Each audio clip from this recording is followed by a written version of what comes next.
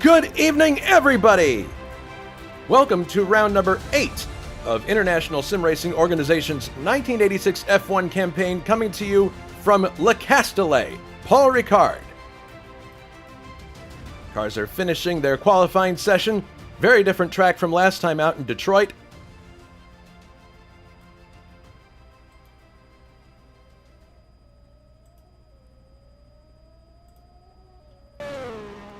And I am joined in the booth by Ryan Walker. Ryan, good evening. Yep, good evening, Jason. Good evening, everyone. It's funny, when we first downloaded this track, my reaction was, is the tarmac supposed to be blue on the outside? And people were like, yes, that's the way it's supposed to be. I'm like, okay. And then I went back and looked at the video of the actual race. I'm like, oh yeah, it was like that. I was under the impression that that was more like what it is today, with all that like kind of sandpapery texture on the outside, but apparently they used the blue runoff area in 1986. So here we are at Paul Ricard, also known as Le Castellet. The name of the circuit is Circuit Paul Ricard. But you can correct me if I'm wrong, Ryan, but this was the first occasion in which the Formula One circus used the shortened course. Right? Yeah, I believe so. That's after having a quick look at the track history on Google. But yeah, that's indeed correct. And yeah, the track's not like this anymore in real life. But I have to say, this is probably my favourite when it came to a Formula One Grand Prix, just because it had that bit of a nostalgic feel to it.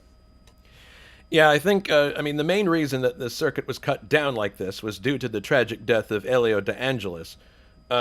So you've basically cut the Mistral straight in half and reduced the circuit length by a mile or more. It is funny, though, that first turn, or series of turns you have after the pits. I've always thought when I watched that on TV and in replays, it's like you could pretty much just straight line through there. There's really no need for it to snake back and forth. You know what I mean? At least that's the way I've always thought of it. Is that your impression of that situation? Yeah, exactly. I've got the same impressions as well, and yeah, I agree exactly. You don't have to cut through this chicane, as it looks like we're just switching over to the race now. Or no, they are switching over now. The server just went dark for a second. We're going to be going to the actual warm up session. This is one of the peculiarities of the mod. You have to restart the server so everybody can go and get the race set up, because the tires are different, the car configuration's different. But yeah, this is a very different challenge, as I mentioned at the opening, than Detroit. Obviously higher speeds, but the cars are very definitely going to be set up different. I mean, if you're setting this car up, or your car, if you were driving this track, compared to Detroit, I mean, what do you think are the biggest differences in setup for these drivers? I think the difference in setup, especially with Detroit and Paul Ricard, I think I wouldn't be surprised if you see some of these drivers go for low downforce, considering that you're on a straight most of the time. But on the other hand, don't be surprised if you see drivers use high downforce for the high speed corners. So be interested to see what the drivers do with regards to the downforce settings. Yeah, it's. I would think there'd be instances where certain drivers go for lower downforce to get the speed on the Mistral straight, and then they'll suffer in the tighter turns. And then you'll have people who go the opposite route, who have more power, perhaps, they have an excess of power compared to other people, and so they decide, I'm going to put more wings in and have better grip through the twisty bit of the circuit. So it'll be interesting to see how that plays out. But while we have a moment here, while the server is being relaunched, let's take a look at the drivers' point standings and constructors' point standings as they stand right now. I said stand one too many times there. After round 7, which was Detroit, both Anders Nilsson and Richard Wilkes failed to finish, so it essentially kicked the championship battle down the road one more race. Anders is in the lead right now with 30 points. Richard Wilkes has 28, so very close at the top. Then Juha Boss is in third with 20 points. Dave Miller is in fourth with 17 points, and Richard Coxon breaks into the top 5 with 16 points. So it's interesting. You can see, even in spite of the victory that Grant had in Detroit, he's not in the top 5 right now. So it shows how critical it is to get points early in this championship.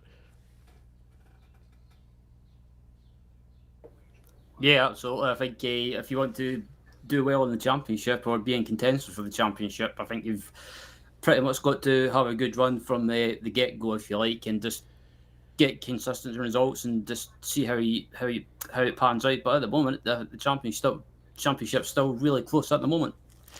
Yeah, we haven't gotten to a situation yet where we're going to be dropping scores either. These are all the points that they've earned, so the dropped score situation hasn't come into play.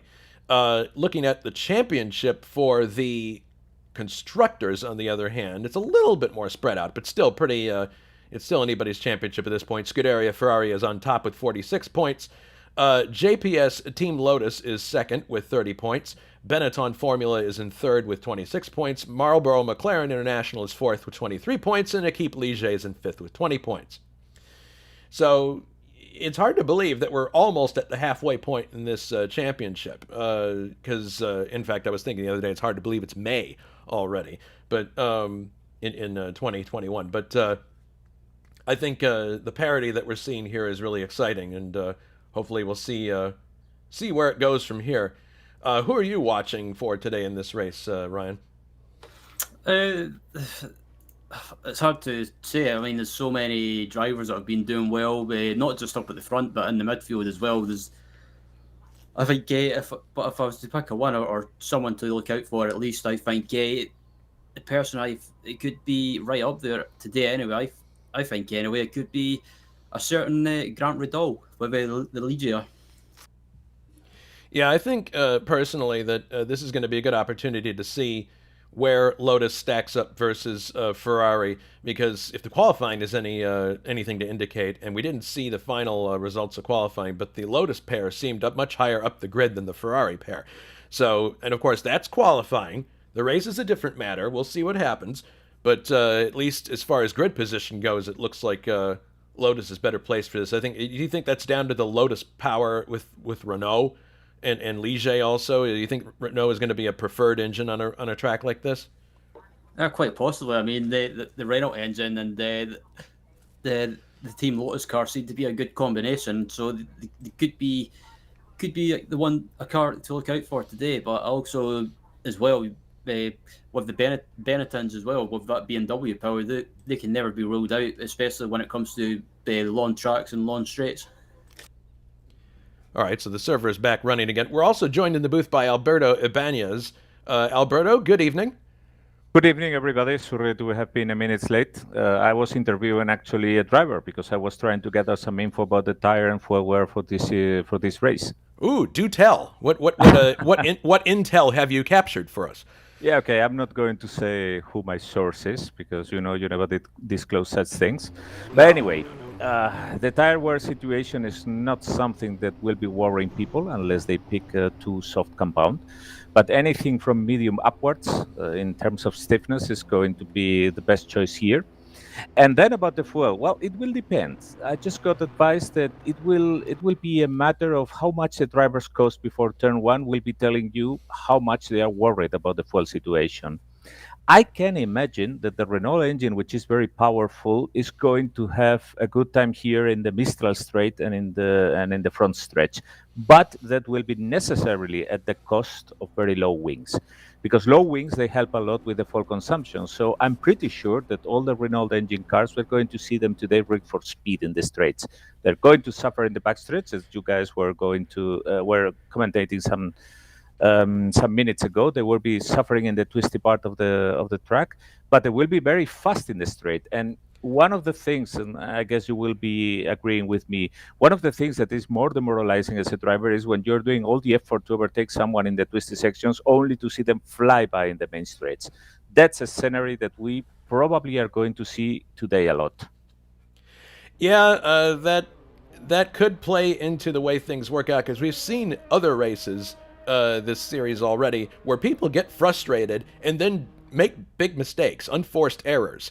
And I wouldn't be surprised if that happens here. The good news is, gentlemen, that this track has a lot of runoff space. So if somebody has an off, they may be able to get the car back on the circuit without hitting anything. May be able to. May is the appropriate word. But in any case, on the track right now, it appears the briefing is going on. But yeah, this is as we mentioned earlier, the short Paul Ricard circuit, and it has that iconic Paul Ricard script above the start finish. The thing that always impressed me about Paul Ricard is the kind of over under, I guess that's the right term, pit exit that's in the middle.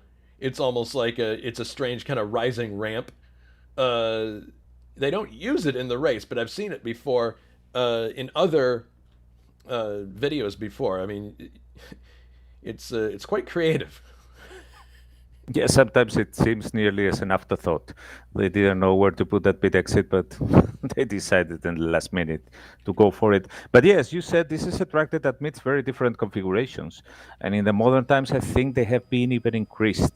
So we're using here this short version, but short is only a relative term because this is a full Grand Prix track. Yeah, we're looking now at the other end of the circuit, which will not be part of this. This is the part that was basically sliced off after Elio De Angelis' accident. And you have, from this point here that we're looking at, where there's that little twisty bit. I was laughing earlier, not laughing, but talking to Ryan about this. The first series of turns after you exit the pit straight, it's kind of Mickey Mouse in a way. I mean, you really are just going to straight line that section, aren't you? Even though it's going back and forth. Yeah, Ryan, this looks really like a touring car thing. One of those venues that they put a stack of tires and make you go in a twisty section that isn't really there. Yeah, I was just about to say it. You beat me to it. I was just about to say it has that kind of touring car feel to it as well, because this track in the past, actually, back in 1995, I think it was, hosted the FIA Touring Car World Cup. So, yeah, a bit of a random motorsport fact, if you like. Yeah, it's no secret because we have announced it in the season that later this year we're going to do the World Touring Car Championship that took place here in '95. So we're going to actually recreate this race here. Oh, that ought to be a lot of fun.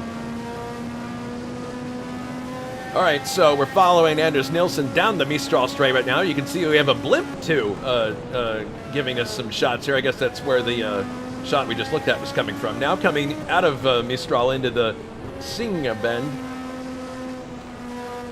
Well, that was the previous one. Now we're into Busset, which is a semicircle. Little chicane here, then back to the left.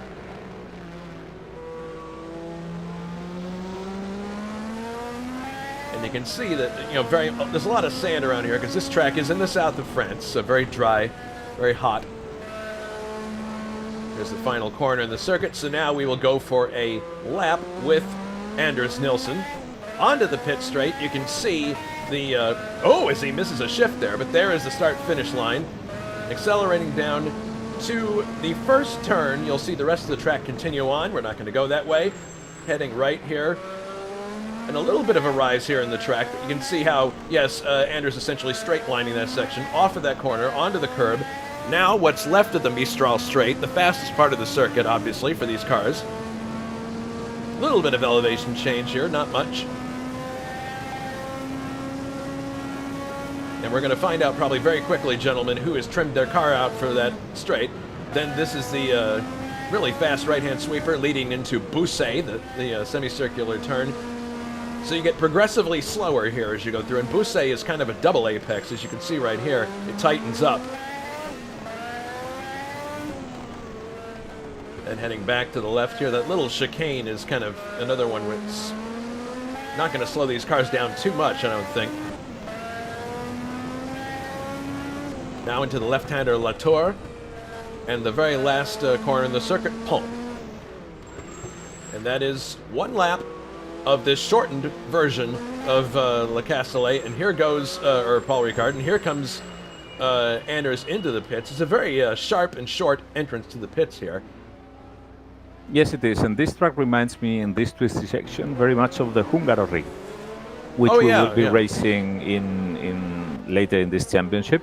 And the thing that reminds me is that as a driver, it's absolutely like it's demoralizing to you because you are constantly like waiting for the twisty section to end and really be able to floor it. But then there's another turn, there's another turn, there's another turn. And it's like, it seems at some point as if it never ends.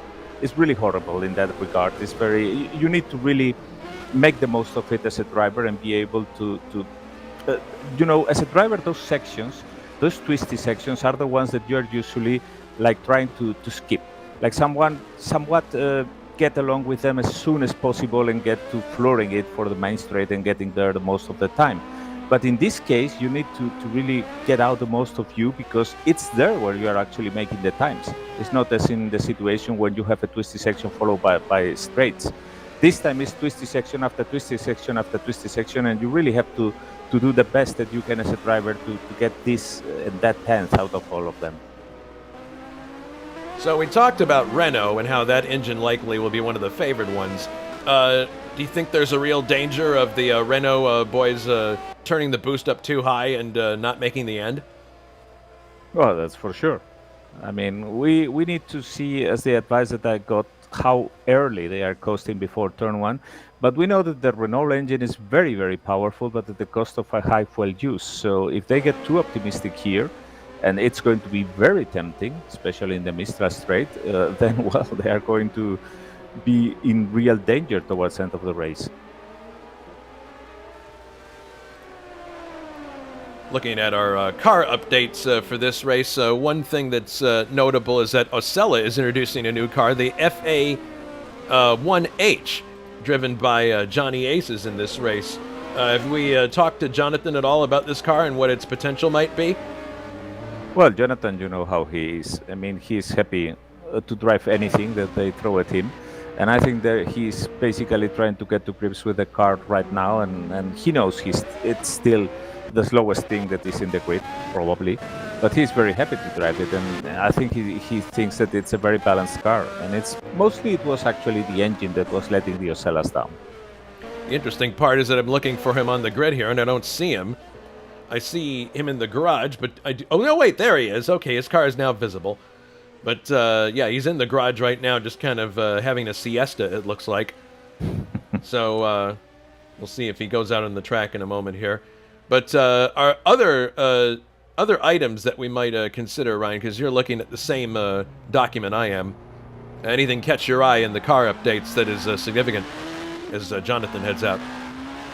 Yeah, I was just having a look through the car updates this afternoon and had a quick look again before we came on air, and yeah, just having a look through the. So yeah, the Benetton to start off with, the car is being fitted with a larger heat exchangers for the oil system, so that could definitely help that car, especially when maybe using the boost and not having to worry about stuff like engine temperatures, for example.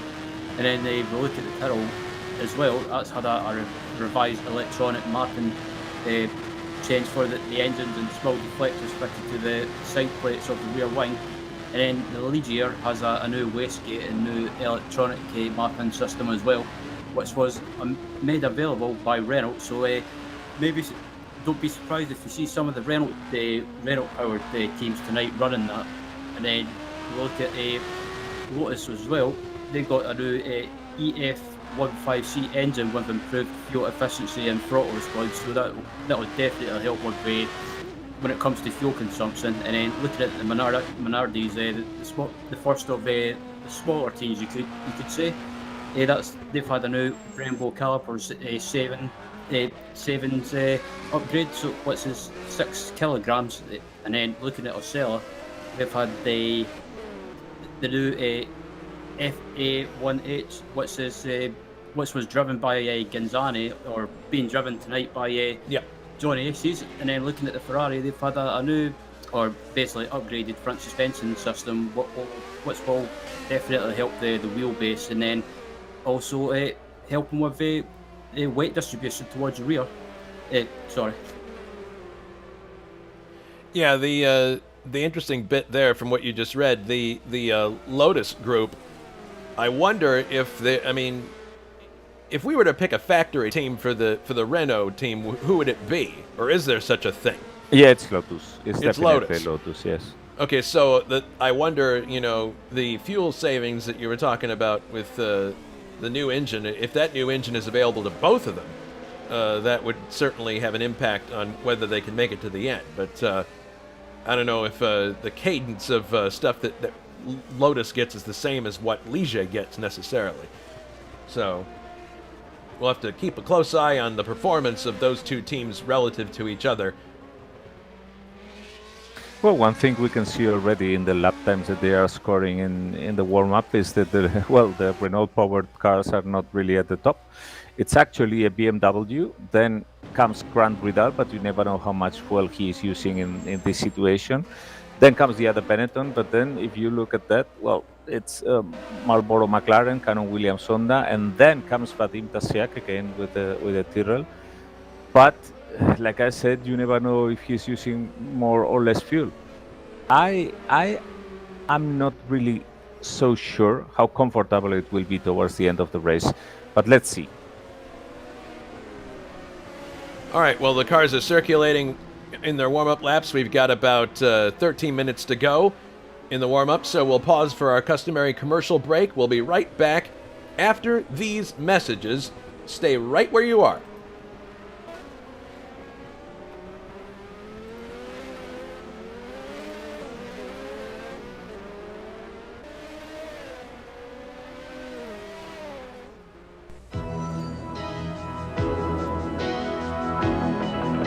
Since the title Gasoline Fuel Economy Champion was first awarded, one manufacturer has dominated the competition, winning a remarkable 8 out of 13 times.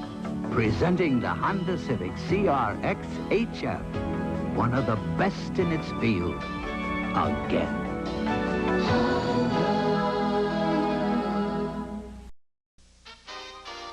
Nissan shapes the hard bodies. Nissan King cabs are built bigger.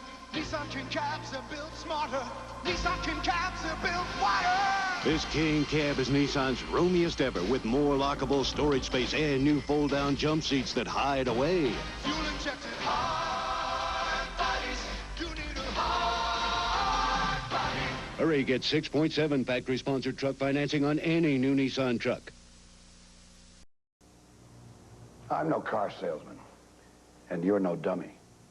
So I have no chance of selling you a Renault in 30 seconds. But I must tell you, I think this Renault is too good a car for you not to consider.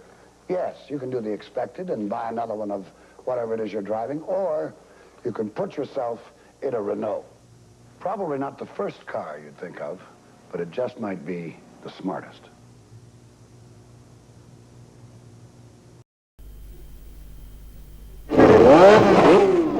Now, photography enters the computer age with the revolutionary new Canon T70. Computer programmed to give you all the answers with total push-button control. Auto loading, auto wind on, auto wind off. That's the incredible Canon T70. So advanced, it's got to be simple. Canon Formula One cameras. Something good, everyone wants a piece of it. Take light beer from Miller. Now there's lots of light beers out there saying they're less filling. Heck, that was the easy part. The hard part is brewing a light beer that tastes great. That's why Light's always brewed only with the finest ingredients. To let all that great beer taste come through for guys like you and me.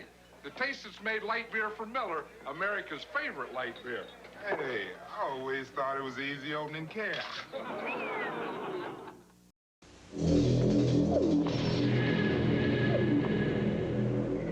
There came a moment when all the elements came together, unleashing a superbly equipped new breed of compact car, the Dodge Shadow. With 2 or 4-door availability, affordable price, a $550 protection plan, the new Dodge Shadow is going to cast a giant shadow across America. Dodge setting new standards of performance. Good morning, class. Cookologgy. The study of good taste. In fact, the taste that stands the test. Yes. The test where new Coke takes on Pepsi, i.e. That's as in? The new Coke Pop Quiz. Cokologist dismissed. All others pay attention. When Coke did take on Pepsi in nationwide tests, more people chose Coke over Pepsi. Prove it to yourself. You'll see why more people are choosing the taste of Coke. Catch the wave. Coke. I was one of the toughest drill instructors in the U.S. Marine Corps. I marched my men through mud, snow, and rain. And after I turned those cream puffs into Marines, I treated myself to the best beer in the U.S. of A. Miller Lite. Light's less filling. And this taste makes me proud to be an American. As for you guys out there who spent 10 of the toughest weeks of your lives with me, I got one thing to say. How come you don't ride? We're proud to say there's only one light beer, Miller Lite. What's it like to play the Nintendo Entertainment System?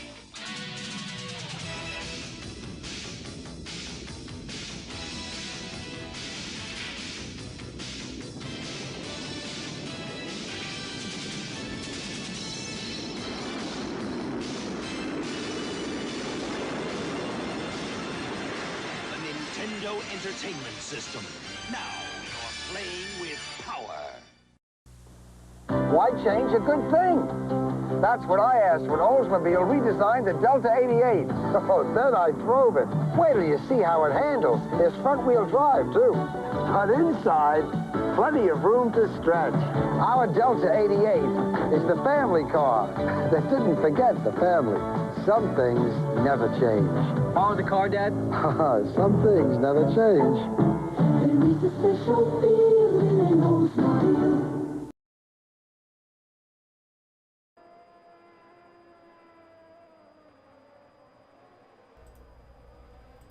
And we are back.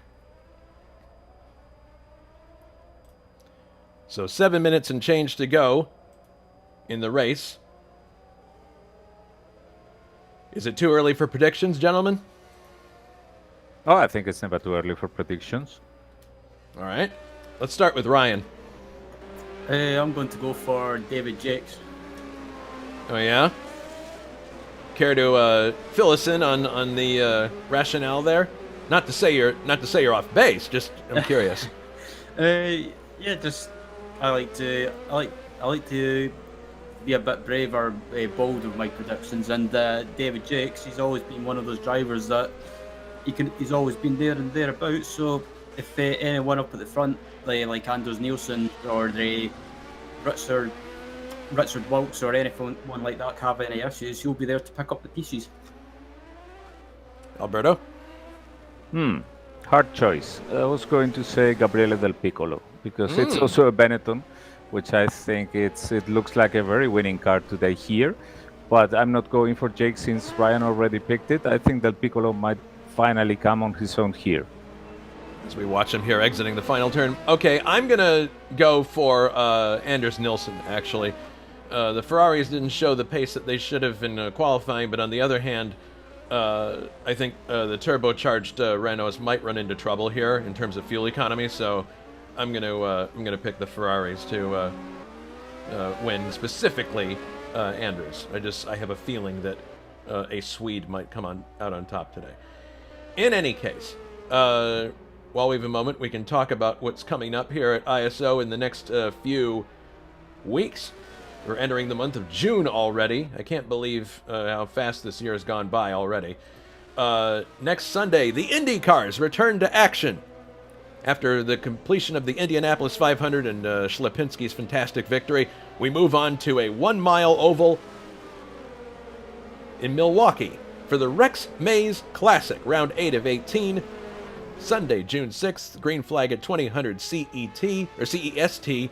This proves to be a very different situation, and it's going to be touchy for a lot of drivers. I was practicing on the server the other day with Dave Miller, and you're definitely riding a knife edge around this track. Yeah, well, everybody goes to Milwaukee after Indy, and we are not going to make an exception of that. So we are going to the home where the Miller beer is actually brewed. Yes. We will see if that gives Dave Miller and Angel May any kind of advantage. Well, Angel May is driving the car, so. Okay. But, yeah. Anyway. But yeah, like you say, it's going to be a tricky track because the more powerful these cars got, the more complicated it got to drive in these small venues. So. Yeah. So it's going to be interesting. The interesting challenge really is I've found so far is balancing the heat in the tires on the right-hand side. You have to have the car set up just right so that it balances the heat between those two tires. If you get too much heat in the front tire, the car pushes. If you get too much heat in the rear tire, it oversteers. So that's going to be one of the setup challenges we face. Then Coming up the following week, we go back Formula One racing again. The Shell Oil's British Grand Prix from Brands Hatch, I believe. This is round 9 of 16. So there you see we are definitely into the second half of the season. Sunday, June 13th, green light at 2000 CET with yours truly behind the microphone. And then the following week, we go back IndyCar racing, and this is another 500-miler. The Schaefer 500 at the Tricky Triangle, Pocono International Raceway. The second jewel in the Triple Crown of 500-mile races. We'll see if Schlapinski can make it 2 for 2 for 500 milers. I'll do my best to not allow him that. Me too. After the disappointment at Indy, I tell you that without the pressure of Indy and with the opportunity of finally scoring well in the season, I'm really much looking forward to Pocono. Yeah, Pocono's a driver's track, and I am too. I'm looking forward to another good 500-mile race with my teammate Adam Hackman, who I actually met over the weekend, believe it or not, in person. Adam and I went to the Indianapolis Motor Speedway Hall of Fame Museum. He's a really cool guy in person, just as cool as you would expect from what we've from talking to him on TeamSpeak. We had a really good time. He's a great guy. And you even got to drive an Indy car, if I'm correct. Yes, I did. At very reduced speed and for only 3 laps, but yes, I did. I did get to drive the Indy racing experience, which I'm told is going the way of the dinosaur. They will not be doing that very much longer, so I'm glad I had the chance to do it. Trivia question. Let's look at that real quickly. It has to do with Paul Ricard. Who holds the F1 lap record for the original short Grand Prix course at Paul Ricard, which is the one we're looking at now, that existed from 1986 to 01. It's 3.812 kilometers. Is the record held by A, Ayrton Senna, B, Alain Prost, or C, Nigel Mansell? We'll have the answer later for you in the broadcast. All right, we timed that well. We got a minute and change to go. I'm really going to be interested to see what happens on the Mistral Straight for the first time here, because we'll be able to tell pretty quickly, I think, who has got their car trimmed out and who has been more conservative with the wings. You know what just occurred to me? We might see some strange situations where people spin the car on like coming out of the final turn, or maybe coming onto the Mistral Straight when tires are worn. Do you guys think that has a potential for happening?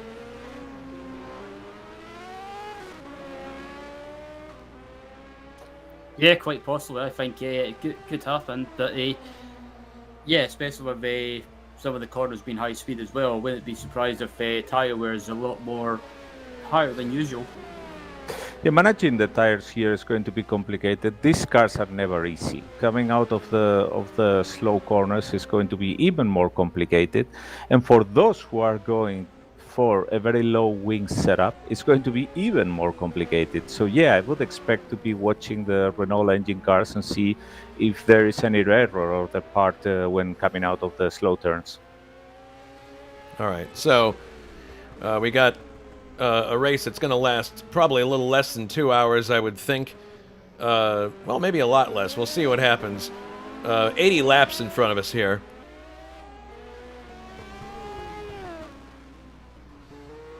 I've got my my DVR recording the Indy 500, so I can watch it immediately following this. So, okay, no spoilers for you. No spoilers for me, and I've got it coming over the air signal, so it does not compete with bandwidth. So, there you go. So I get to watch the 500, and I am still delivering for you, the viewer.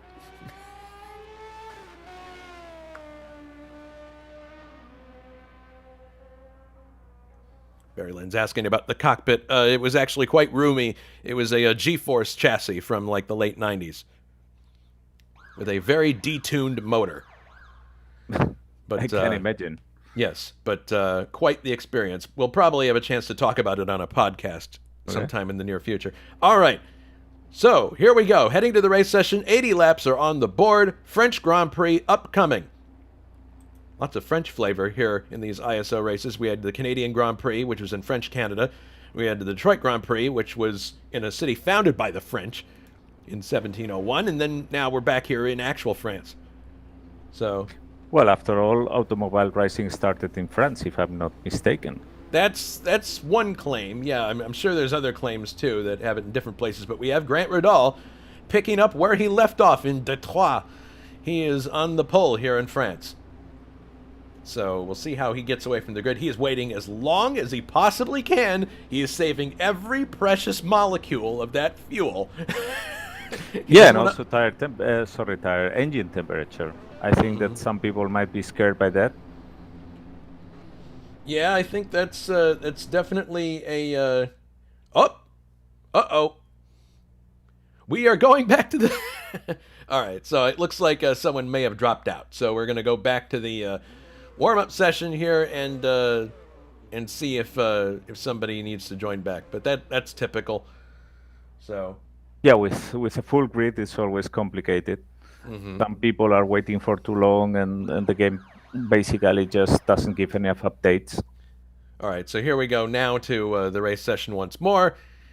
80 laps in the board, cars coming to the grid.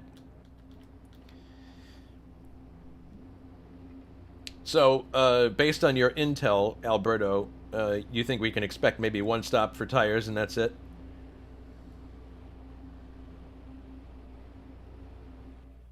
Oh. Oh boy, the traditional hurry up and wait replicated at ISO as well. Yeah, there seems to be also some kind of lag in the internet. I would say they are loading the grid now again. Yes. Yeah, they have to load the But grid by the server takes some split second to update. Yep. So you were going to ask? Sorry? No, I was just asking if how many tire stops we were expecting to see here. I would guess one. Well, with the harder components, I would guess that one stop is the right strategy to go here. I don't think that this is a track that will eat too much of the tires. Probably the reason that people are going with harder components is temperature, not so much wear.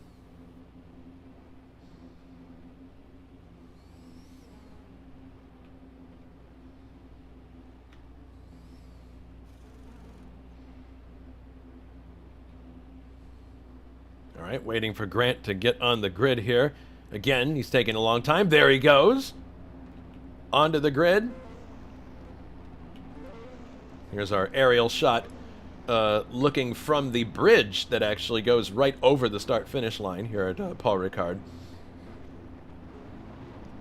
Okay, let's see if we get moving. And we're moving. All right, so cars peeling away from the grid now. Looks like everyone's doing all right. So on the pole, Grant Ridal, Equipe Ligier, the winner of the Detroit Grand Prix last time out. In second, Vadim Tasiak, Data General Team Tyrrell. Third is Dave Miller. We'll see if it's Miller time in 80 laps. He is in the Cannon Williams Honda team entry number 5. Fourth is Tim Hilla, John Player Special Team Lotus. Fifth, Richard Wilkes, also John Player Special Team Lotus. Sixth is David Jakes, Benetton Formula. Seventh, Gabriel Del Piccolo, Benetton Formula. So lots of duplicate cars here. So and Martin Lacina is going to be starting from the pits. It seems that the team had trouble starting the engine on the grid. Interesting. Eighth is Ray Ridal in the other Equipe Ligier entry. Ninth is Anders Nilsson in Scuderia Ferrari entry number 28. 10th, his teammate, Richard Coxon in the other Ferrari. 11th, Brian Janik, Motor Racing Developments. 12th, Juha Boss, Marlboro McLaren. 13th, Ruben Fernandez in yet another drive for Jolly Club AGS. 14th is Bruno Chacon in the other McLaren. 15th, David Saber, the other Tyrrell. Quite a difference between Vadim's performance and his in qualifying. We'll see what happens in the race. Our Indy 500 champion, Cezary Slipinski, starts 16th for West Zaxpeed Racing. 17th, Francois Remin for Barclay Aeros BMW. 18th, Jules Bouchard for Team Haas USA. 19th, Jean Team for Team Haas USA. 20th, Bruno Paggiola for the Minardi team. 21st, Johnny Aces, Ocella Squadra Course. New car for him. 22nd, starting from the pit lane, is Martin Lacina. And I believe Simon Watman also in the race. He's driving the other Williams today as a one-off. 24th is Mikael Drexler. 25th, K.O. McKeels. And rounding out the field is Luciano Rosa in the other West Zach Speed entry. Oh wait, we have a 27th car in the grid. That's interesting. I thought we weren't supposed to have more than 26 cars. David Yund is 27th on the grid. I will leave that up to the scrutineers to decide, since I am just a commentator. All right, so Grant Riddall coming to the grid, or he is at the grid. He's just waiting for other people to show up here. So very quickly, we're going to see who gets to the first corner first. I mean, this is going to be challenging stuff because you're coming down to a very tight corner, and it's a wide track, so people are going to be tempted to take risks.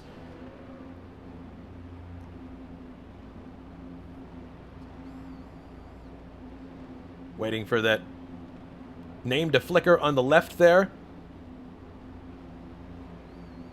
That's rather interesting there. It seems like there's a bit of a strange grid placement there for Tim Hilla. In any case, it looks like we've been given starters' orders. Stand by for the start of the French Grand Prix. And the race is underway! Oh my goodness! It looks like Ruben Fernandez struck the wall there as they got away, but Grant Riddall gets an excellent jump. Coming into the first corner, we'll see if there's any issue here. Everyone seems to be doing okay.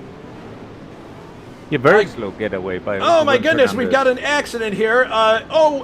Dave Miller is backwards in the. Oh my goodness, in the Williams. It was actually backwards there for a moment, but he got back going again. I don't believe he had any damage, but as ever, Grant Riddall leads. Coming Bruno through. Bagiola is without the front wing, heading for the pits. Richard Coxon in the gravel. Oh goodness, yeah, Unbelievable. Coxon's gone off the track, and there's also a Minardi going off the track there. That might be Pagiola with a lack of a wing, experiencing extreme understeer coming across there. Yeah, and Grant Riddall already opening a gap, trying to get clear from all the mayhem that is behind him. Yeah, no kidding. So here they are, coming off the final turn. For the first time, Grant Riddall leads. Vadim Tasiak is in second. In hot pursuit is David Jakes. And look at the gap that Grant already opened in a single lap. Yeah, it's incredible. Tim Hill is fourth. Richard Wilkes fifth.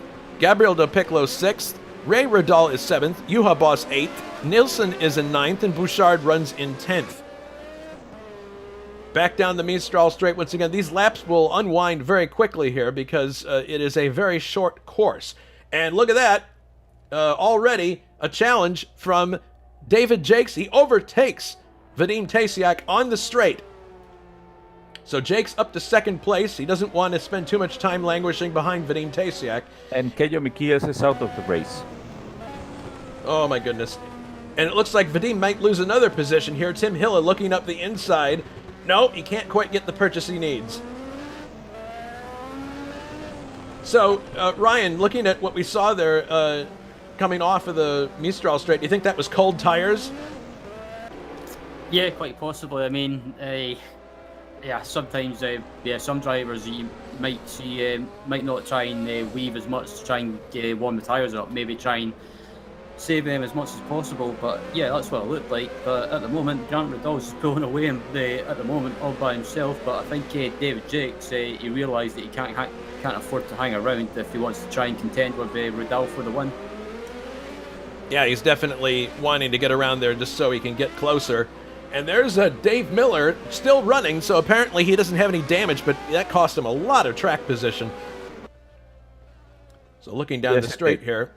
And it wouldn't surprise me if Grant is using very high boost to start with to open a gap, because he's a driver that is very comfortable when he can lap on his own. He can keep focused and maintain the concentration. So probably his intention is to open a gap now and then reduce very quickly the turbo. We have a report from the garage that KO had lost connection, which is very unfortunate. There's Miller overtaking Ruben Fernandez for a position there, so he's slowly making his way up the field. Ruben Fernandez is going to be on pins and needles as well because he clouded the wall. We saw it right in the start, so he might be dealing with some kind of damage in that car. Here the car's once again off the final turn. And it looks like there's definitely going to be a battle coming up here between Lotai. We'll see what happens there. Oh, look at this. Yeah, definitely. Tim Hilla going up the inside of Vadim Tasiak and takes him for third place. Oh, my goodness! Jake's falling backwards. He missed his braking point. Whoa! So a lot of action in just one turn there. That was incredible. Let's take a look at a replay of that. And there's a car standing there. That's Bruno Baggiola. He's standing on turn 1 on the outside. So now rejoining. So what happened Gabriele was... Del Piccolo, my favorite, he's with damage in the pits. And yeah, it's going to be unable to continue. My goodness, there's so much going on here. It's hard to keep track. But yeah, the Jakes actually lost one position there. He was lucky not to lose more because he missed his braking zone at the end of the pit straight. So we'll see. Sarius Lapinski also out of the race. Oh my goodness! So much action in these first laps. From the pinnacle of winning Indy to the pits of being in early retirement. My goodness. Shelpinski rides the emotional elevator to the very bottom here in France. That's too bad. All right, cars streaming through to start lap number 5.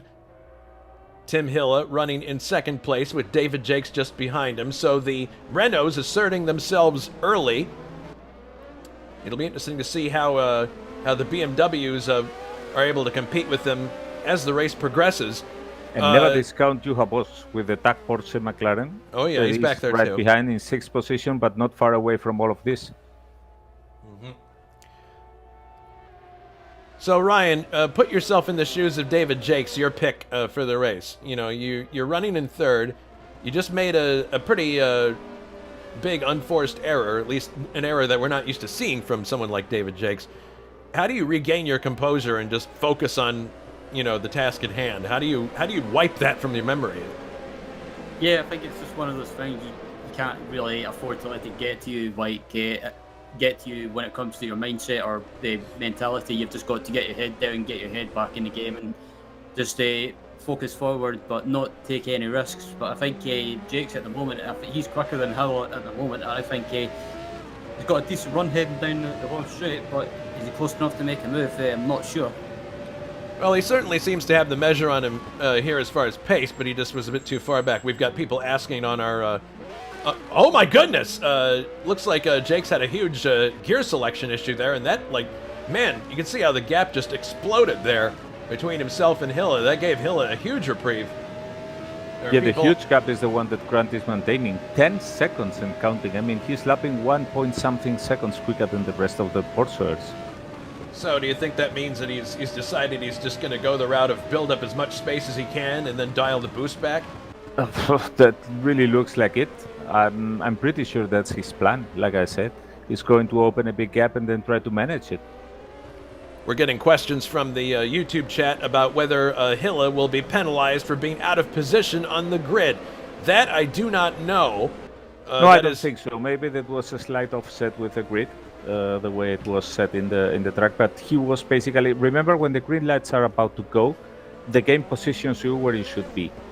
So in that regard, I think that he's just where the game wanted him to be, and I don't see any icon of him being penalized, getting a drive-through or whatever. So he's confident in racing there. All right, we've had a good look at the Renault boys, how they're doing, or sorry, the Lotus boys. Let's go a little further back and see how the Ferrari team is doing, which is the other major player in this championship. Nilsson running 7th at the moment, and he is sandwiching Richard, and he's sandwiching Ray Radal with Richard Coxon behind Ray, so it'll be interesting to see how this pans out. We were mentioning at the top of the show that Nilsson and Wilkes both failed to score points in Detroit, so that essentially just, you know, delayed the championship fight another race. Put that in a holding pattern, but we'll see what implications that the this finish has on the championship in about 72 laps. Now Ray looks like he might be struggling with understeer here. Oh my goodness! There goes Coxon right by.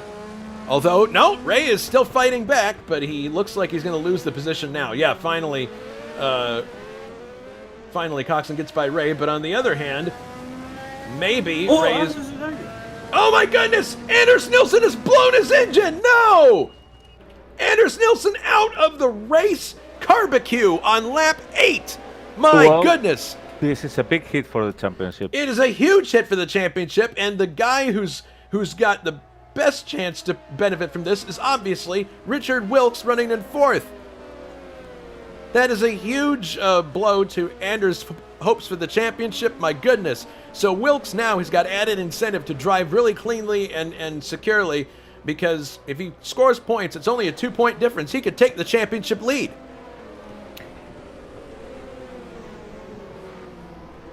Juha wasn't bad in Tasiak. They are having a fight on their own. Wilkes trying now to lap Martin Lacina in this complicated twisty section. Oh my goodness, that was challenging there, because you can see it's not the widest point of the track there. There are wide points in this track where you can spread out, but that was certainly not one of them. Vadim Tasiak in 5th now, and there goes, well, now he's in 6th. There goes Juha Boss past him. So Vadim not asserting himself as much as the other Renault cars, but we'll see what happens towards the end of this race. This is kind of an uncharacteristic situation. Usually we're used to seeing Vadim charge to the front. But and if Wilkes is sparing something in the boost, he's certainly not doing it with the RPMs, because I can see him shifting quite up. Not afraid to use the revs here, but then again, with the pursuers that you have, I don't think that it's a situation where you really want to give them any opportunity. All right, we've got people talking about the Indy 500 in the chat. I would respectfully ask you guys to refrain from talking about it, because this broadcaster is going to be watching it later. I don't need details of the 500, please. I would like to watch it and be surprised, just like you. All right, so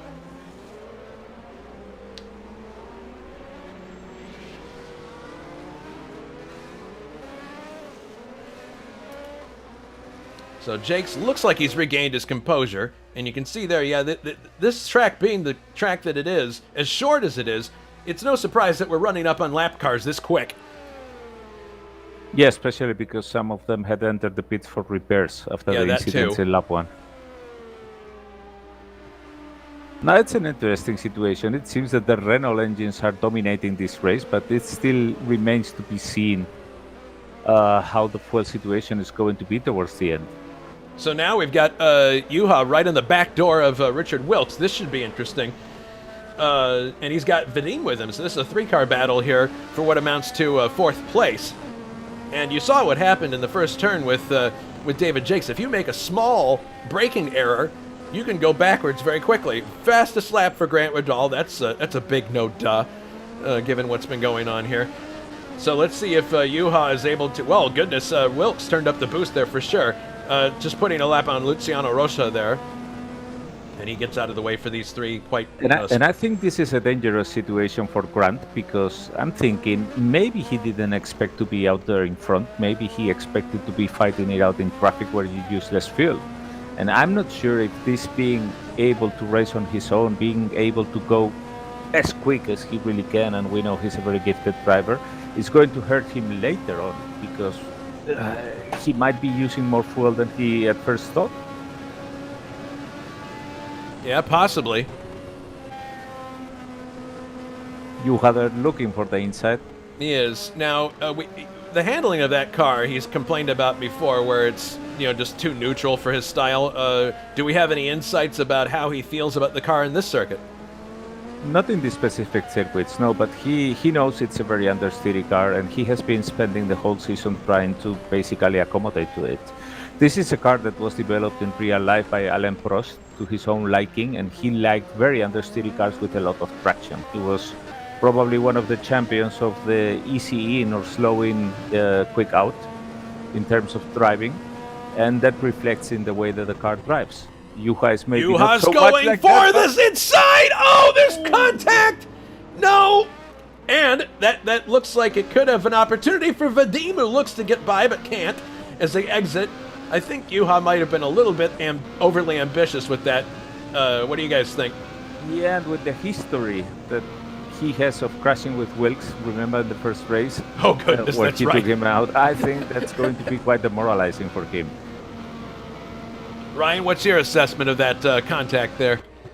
Yeah, I would have to say that the blame firmly lays on Juha. I don't like to blame drivers, but it was just a very optimistic move.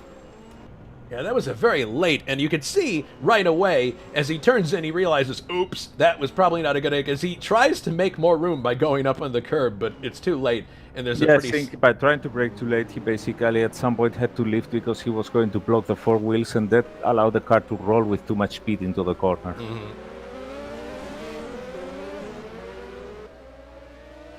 Wilkes' car is certainly taking a beating in this race.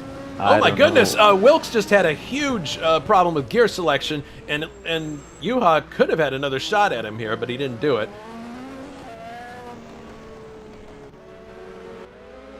Coming onto the Mistral straight once again. Yeah, you can see the Renault power here at play, but then Wilkes is short shifting in one of the last ones, and that's the point where Juha is basically catching up. Here he comes! He's going up the inside, Mistral straight. And Wilkes says, "No, thank you, sir." Gives him just a slight... This was a bit of a weird situation, because if you had really had wanted to pass, he would have cranked up the boost, make the move, and be ahead. I think that he even surprised himself by being able to gain speed on Wilkes. This was not an intended move. No, Ryan, you tell me if I'm wrong, but when they were coming to the corner that time, it looked like Juha was a bit surprised at the closure and decided, no, I'm not going to go for it. He wasn't really in the right frame of mind to take an attempt there. Yeah, I think what happened in turn one, he was probably just playing with his mind a little bit, and he was being a little bit more sensible and didn't want to do anything silly. But he's got a run in Wilkes again heading to turn one. But I think he's looking again, but he doesn't have the space to do it. But he's definitely showing. Now, yeah, but the thing is, this time, knowing that he could on the normal boost be nearly able to overtake, maybe he cranks it up and does the proper overtaking move. He's certainly closer this time. Is he going to make another attempt? Yeah, there he goes into. Yeah, this time he's got it. Yeah.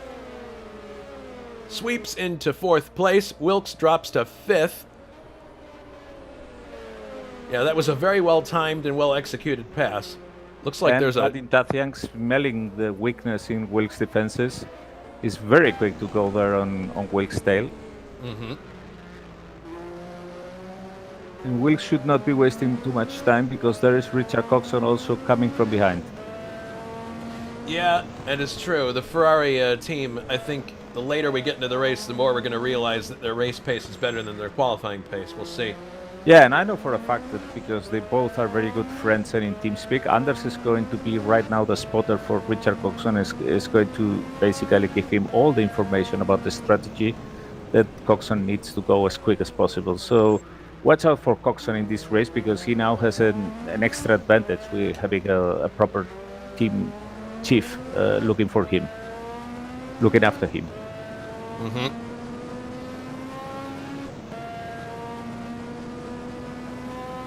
So Juha was able to overtake, but it doesn't seem that he's able to open a big gap here.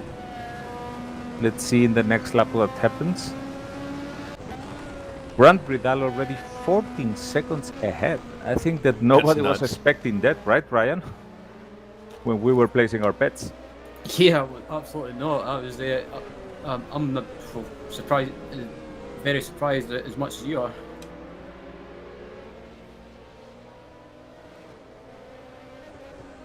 Yeah, it's incredible, because the rest of the cars are, well, they are spread out, but not so much.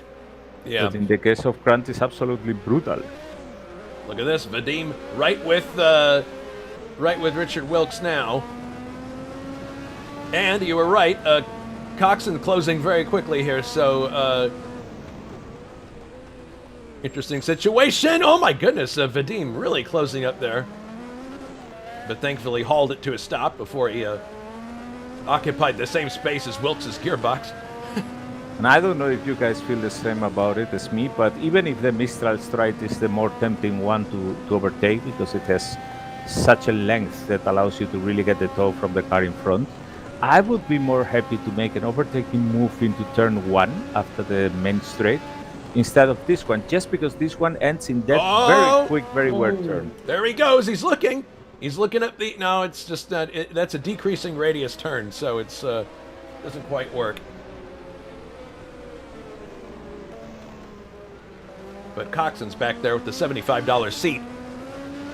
Yeah, that's probably also the reason why Vadim is trying to up his game. He knows that Coxon was coming and is not happy at all about it, because he could find himself all of a sudden not just unable to overtake Wilkes, but also being behind Coxon. Onto the straight once again. Doesn't look like Vadim is going to take an attempt here. Although Coxon having a look, no, he's just basically showing him that he's there. That's all. Coxon is the king of dealing dummies to people when he overtakes. I wonder if he's going to be doing one of those classic moves here. As I head down the Mistral Straight again, yeah, Grant is basically checked out.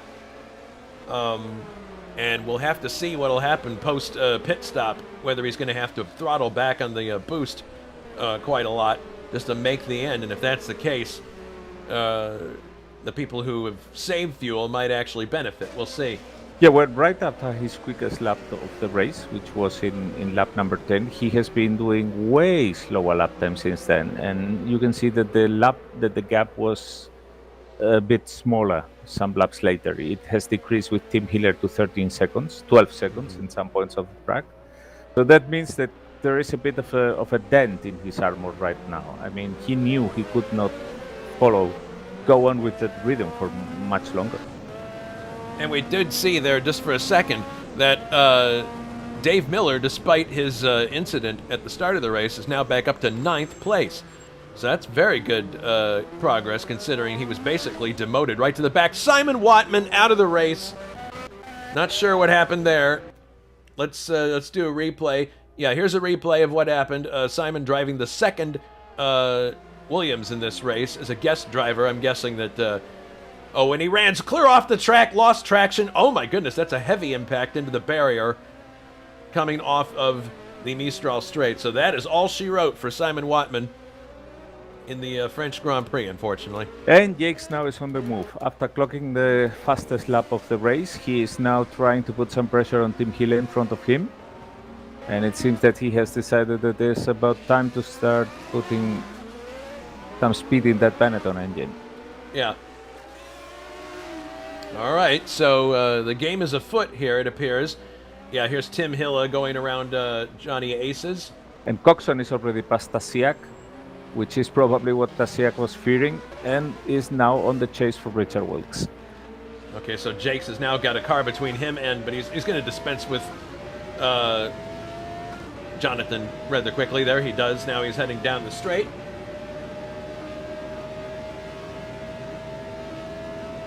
It's funny, that blimps in the same spot every time we come by here.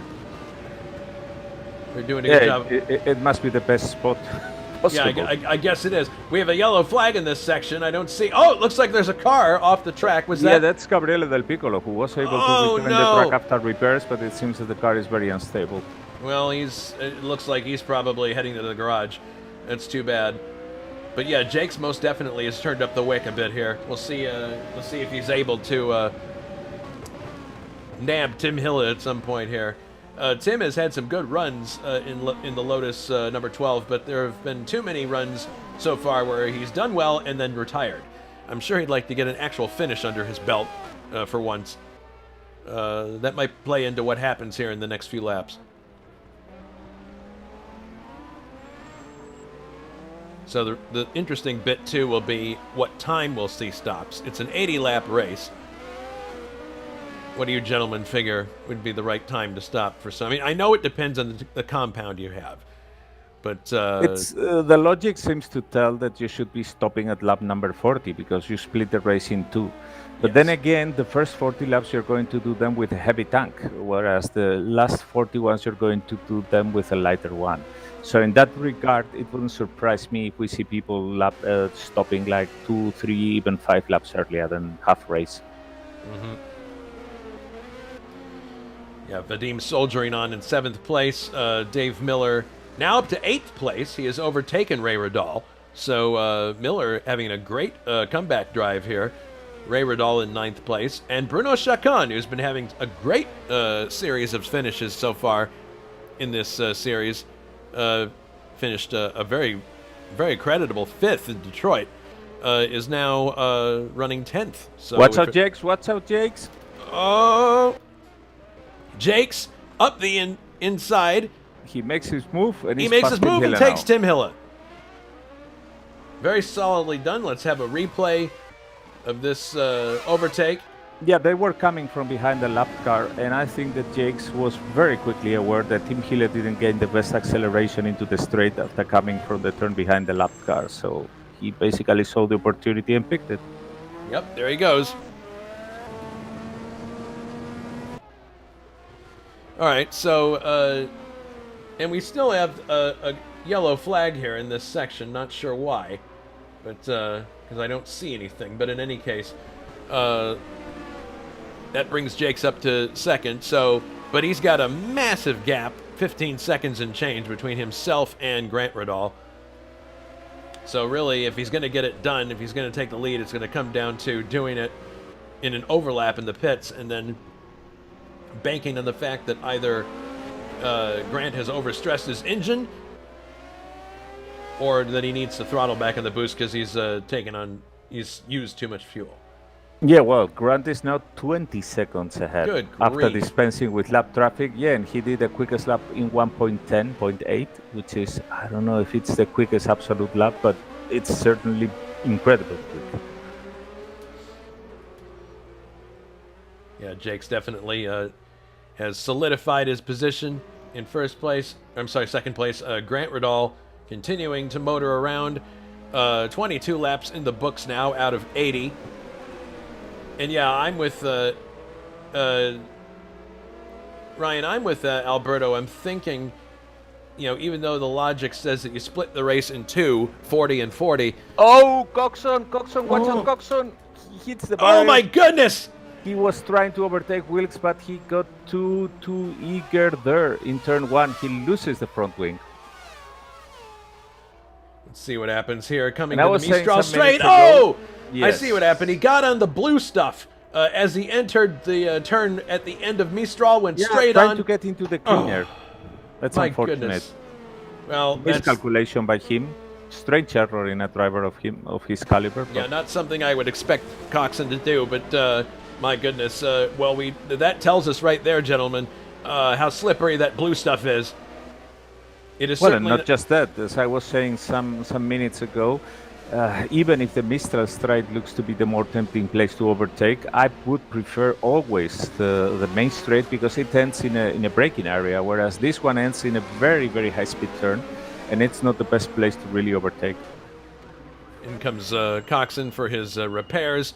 I guess this will be his lone pit stop of the race. That probably will influence his. He probably will choice. go for an even an even harder compound. Yeah, and because try he's to got a hold it long on ways to for go. the rest of the race. Miller now up to 7th with that unfortunate situation for Coxon. So Miller slowly making his way through the field. Vadim is 6th now.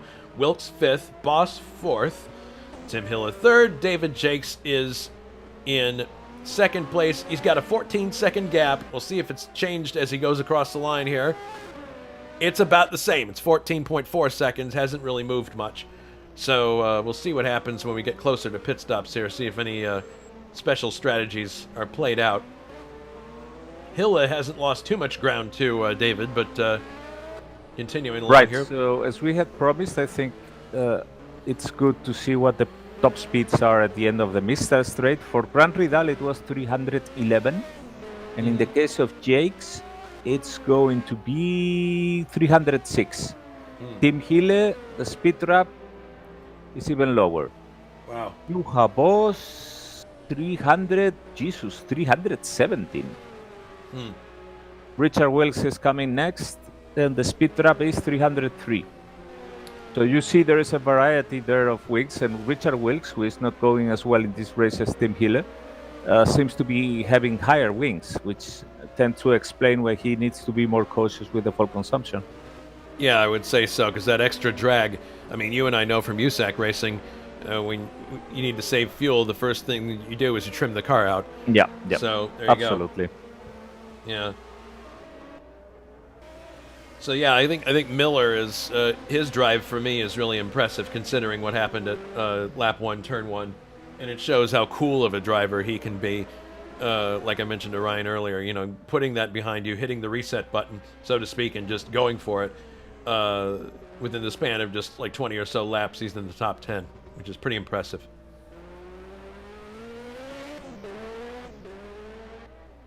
Very dominating drive from Grant Ridal so far. 18 seconds gap, very constant to the car behind, who is David Jakes. I mean, not the easiest driver to keep, to fend off. Yeah, no kidding. So the gap is remaining relatively the Coxon same. is coming out of the pits now, finally. Yeah, that's a large chunk of time that he will have a very hard time making up. He's 2 laps down in the field now in 17th place. That's that effectively kills and nearly his missing race. there the braking. Yeah, Probably the car is not completely repaired, I would say.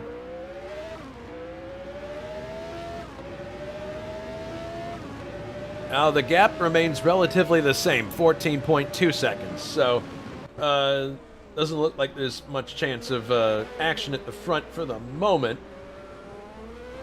But Vadim here is soldiering on in 6th place. He's got Wilkes in front of him, but I don't think he's going to mount a challenge anytime soon. Looking for the closest battle on the track here, and it looks like it's well, no, that's pretty spaced out. That's well, there's Jake's overtaking Ruben Fernandez, who's running in 12th for the Jolly Club AGS concern. Ruben has really surprised us with his pace in other races. Not so much in this one, but we'll see what happens. Maybe he's taking a more conservative approach, trying to finish this time. There are many cases of cars, of pairs of cars that are spaced like 2 seconds apart. Not more than that, but they are not close enough to really be having a look at each other. Yeah. Yeah, Coxon back out on the circuit, now 16th. But definitely with a lot of work to do. Del Piccolo still does not show as a DNF. He is in the garage. Yeah, he's 13 laps behind. He's Yeah. lapping now, but I don't know how damaged the car is, and I'm not sure what his intent is, his strategy to learn about what the car can do, or I don't know, maybe even to try to pick some points if there is enough attrition. Although True. that's a very long shot. Yeah, 12 laps. I mean, that's incredible. I really, I don't know if he's gonna. I mean, he's certainly going to be elevated to 20th eventually here when he gets more laps on the board than. Well, remember one thing is for sure, and that's he will have no fuel consumption problems anymore. Oh yeah, now he can just turn up the boost and go. But yeah, it's certainly 12 lap deficit is really a hard thing to overcome, if at all. So Jake's now threading his way through more back markers. We saw him there going by Luciano Rocha. Tasiak is the one that is getting closer to Richard Wilkes, only 1 second apart of him now. Yeah, he's definitely looking like he could mount a challenge if he wanted to, but maybe he doesn't want to. I think I'm surprised. Ryan, are you surprised at how conservative Vadim has been to start this race? I mean, it's very much against type for him. Would you agree? Yeah, absolutely. I was very surprised that he's went conservative for a little bit, but still, on the other hand, it's paying off at the moment because he's inside the top 6 in a points position, and I think he's just kind of just, on one hand, just decided to be sensible what other people have been having issues, and it's paying off at the moment. I really do wonder, too, gentlemen, what befell Anders Nilsson. I mean, that's an incredibly early exit with an engine failure. Do you think he might have had some kind of a gear selection problem, or It could be, but it's the same as it was in the test race. I mean, we know that the Ferrari is not exactly the most reliable car out there. So probably Oops, man! Vadim had a very, very lucky save there. The car Very was good. all... Well, that's not just luck. I mean, that is car control. The guy is absolutely top-notch on that. He was really on top of it. Let's look at the replay of that. He touched the curb, I think is what initiated it. Right there, yes.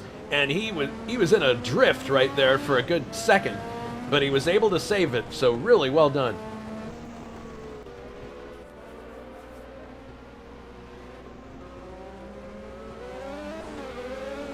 And he didn't lose a lot of time either, so pretty impressive situation for Vadim there. Yeah, for sure. And this is a situation where it's so tempting to really crank up the boost and try to overtake the car in front. But then again, the distance and the difference in lap times between both of them means that it would take longer than you would expect to actually overtake him, so you would be wasting a lot of fuel. Yeah. Vadim is therefore having to exercise a lot of restraint here. You can see back there David Jakes. Or I'm sorry, that's not David Jakes, that's... Del Piccolo? That's Del Piccolo, but he's many laps down. Ruben Oh, Fernandez look at is in this! the Here's sun now. Vadim on the inside trying to... Oh, there could be some contact there. Does he get it done? Oh, no, Vadim! He's spun! Both of them spin! Oh, my goodness. It looks like Richard Wilkes will be the lucky party to get out of that one. Let's take a look at a replay of what happened here. Vadim coming up the inside of, and it looks like just slight contact there, spins around into the gravel, and he hits the wall, unfortunately. Yeah, I think what happened is that Vadim basically lifted because he was more on the inside of the turn, and this is a double apex turn.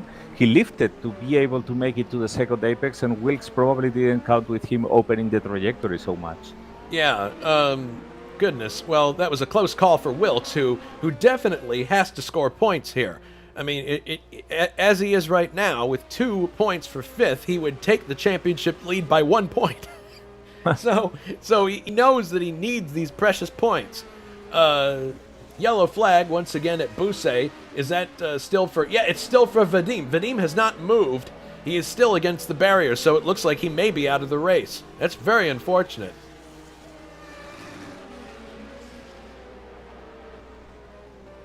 How do you assign blame there, Ryan? It looked like it was kind of a situation where he just understeered out into Wilkes. I think it was just both of them were just racing hard, but I think Vadim saw a gap and he got the run as well. He went for the gap and he was up alongside, but it looked like he'd lost it a little bit and just had the slight contact, side-to-side contact with Wilkes, and unfortunately Vadim couldn't do anything, spun round and hit the wall, and unfortunately he's out. But Richard Wilkes was a lucky guy in that incident as well, because he managed to just get away with that and not get caught up too much. He's been in wheel-to-wheel contact with cars earlier in this series and didn't come out in a good situation. Yes, Vadim now is officially out of the race, so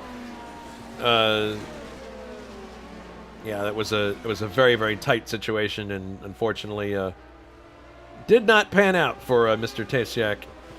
Now the question, of course, also is going to be, did Wilkes incur any damage there? I'm inclined to think no, because it didn't look like it was that hard of a hit. It just looked like it was kind of an incidental hit. So Grant now... Interesting. Grant is backing up here and actually letting a Ferrari by. That's odd. I wonder why he's doing that. Maybe he's finally decided to save some fuel. The gap between him and Jakes is at 16 seconds, well, almost 17. But did you guys see that? He just let one of the Ferraris by. Yeah, it's Coxon. Yeah, I was just about to say, I wonder if Grant's worrying about fuel a little bit now, and maybe just thinks that he's maybe used the boost too much, and maybe using Coxon to try and slipstream and do some fuel saving. Yeah, that was pretty conspicuous there. letting Coxon go by, especially considering Coxon's probably nursing a damaged car. Oh, and Grant is showing pits. So a little wrench icon is on. So it appears, unless that is an automated pit indicator, that he's coming into pits next time around. So that would be very early. Very early. Well, it would explain part of the reason why he's so quick. As he again goes to the inside, rather curiously, on the Mistral straight. Not sure why he's doing that. So we'll see. I mean, this will obviously give David Jakes the lead because he won't be able to get out of pits quickly enough to cover the gap. And I'm looking forward to see what kind of tires is we going to mount. I would guess he's now on mediums. Probably. All right, so we're waiting to see if Grant will indeed peel off into the pit lane here at Paul Ricard. Final turn. Nope. No, he does not. So he's going to go for one more lap. Yeah, it's probably the automatic pit crew that It is could be. jumping earlier. Yeah. It's like the Miller, paper. Miller was coming out of the pits one moment ago. Yeah, he was, actually. I guess he's Okay. got some... that's interesting that he would be pitting now, but then again... then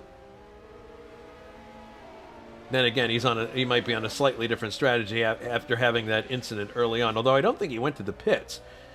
As look at this, some pretty. He close was in the pits, yes, and Yeah. he put hards in front and mediums on the rear. Good battle going on here now between Bruno Chacon and Ray Radal. And they're actually getting blue flags as they're doing this. And Dave Miller's behind this group too. So it's a three-car battle that's actually being swallowed up by Grant Radal. Yeah, very complicated situation now Yeah. for Grant because he's in the middle of several battles for position. Good time to go to the pits, if you ask me. yeah, exactly. It's interesting that he is not signaling pits in. Let's see if he's going to go really now. Jumping up the curbs. No, he's staying out. Miller looking like he's going to make an attempt here. Look at Ray fading to the left, or to the right, as to say, no. That's my line. I'm claiming it. But yeah, very close quarters here. They're getting blue flags again to let Grant by. Oh, here comes Miller. And he sweeps by Ray Radal into 7th place. His next target is Bruno Chacon, who's just ahead of him, but I don't think he's going to pass two people at once. Blue flag still. And Miller having That's a the look. points-paying position. Yeah, this is a big deal because the points-paying position is now right in front on the plate for. Oh my! Oh no! Grant Radal! Are you kidding me? He's out of the race! No! What happened? Engine! His engine exploded. Well, there you go. Too much over revving. That explains his pace. There it is. New Pope. Announced by the Ligier. Grant Radal is out of the race. My goodness.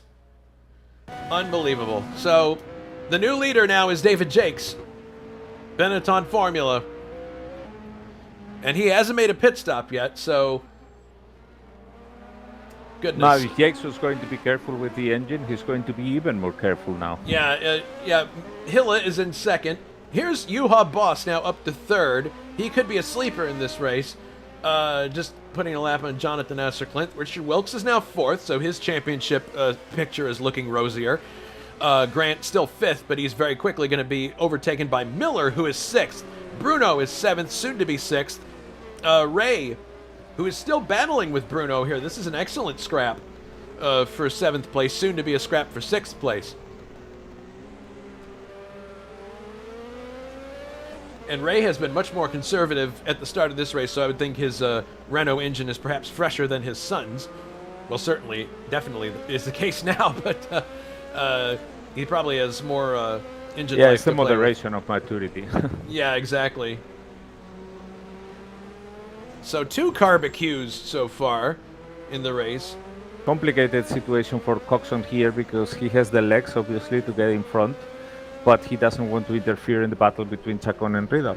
Yeah, no kidding. Yeah, Miller's driving a fabulous race, considering the start.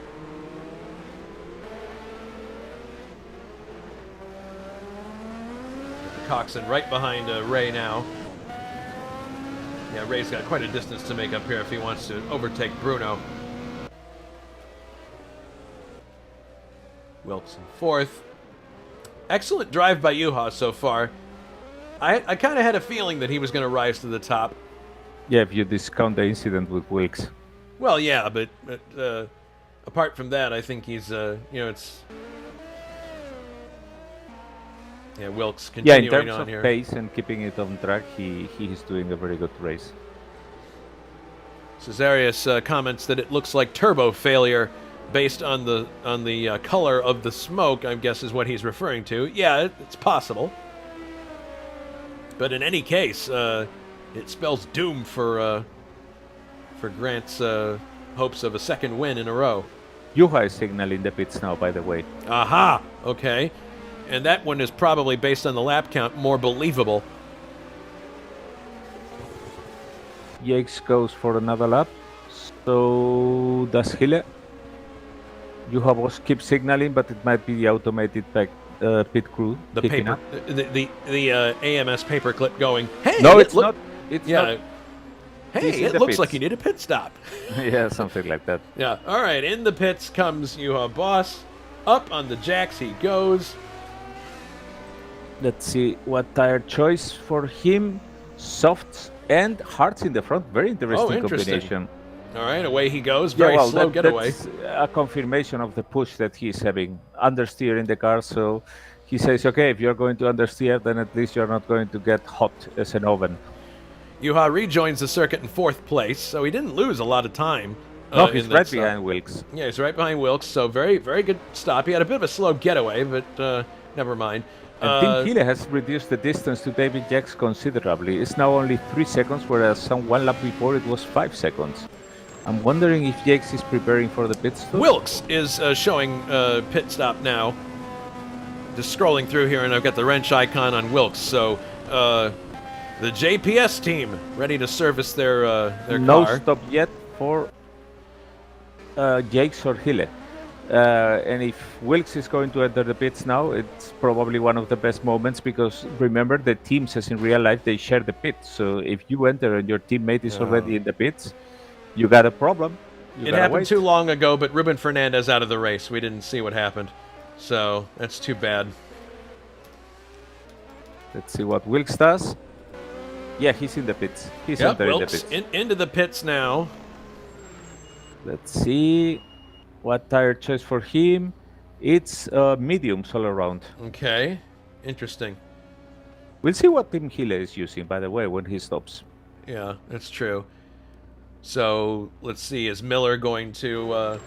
Miller's in the last turn here, I don't know. Well, yeah, he's probably going to elevate himself to fourth here, but of course he's got to stop too.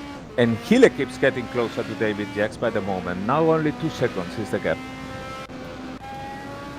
Jakes is signaling pits, and he's now being hampered by a lap car. All right, so... Brief yellow in this sector. Yep, there he goes. Into the pits, your leader is now Tim Hille, as David Jakes heads for the Benetton Formula pit stall. And it's mediums on the rear and softs on the front for David Jakes. So the order now, Hille, Jakes, Boss, Miller, and Wilkes, the top 5. John Tim also in the pits, coming out now. So lots of action in the pit lane right now. Out comes David Jakes in second place. He's got a good overlap there on Juha. Juha now lapping Jonathan Asserclinth. And I think that Hille's stop is going to be critical because he was just barely, not even 2 seconds behind of Jakes. So if the pit crew is quick enough at Lotus, he could come out in the lead. He could. It's possible. He's not showing a pit icon right now. No, and that's probably only good for him if he can keep a good rhythm. But if True. there is the slightest indication that the car is not really going as quick as it could, he should dive immediately into the pits, because that would be time that he's giving away to Jakes with some fresh tires in the out. Because remember, this is not as in the normal races where you fill the tank up and you get fresh tires. So in those situations, it pays off to stay out, because you are with less fuel in the tank, and even if the tires are more worn out, you can be quicker than the guy who is just with a heavy tank coming out of the pits, even if he has new tires. In this situation, it's not the case. You are basically using a single tank of fuel over the whole race, and so you are always quicker coming out of the pits with the fresh tires than you are staying on the track. Okay, Tim Hill is signaling pits now. So the gap is 24.6 seconds as he heads into the second to last turn.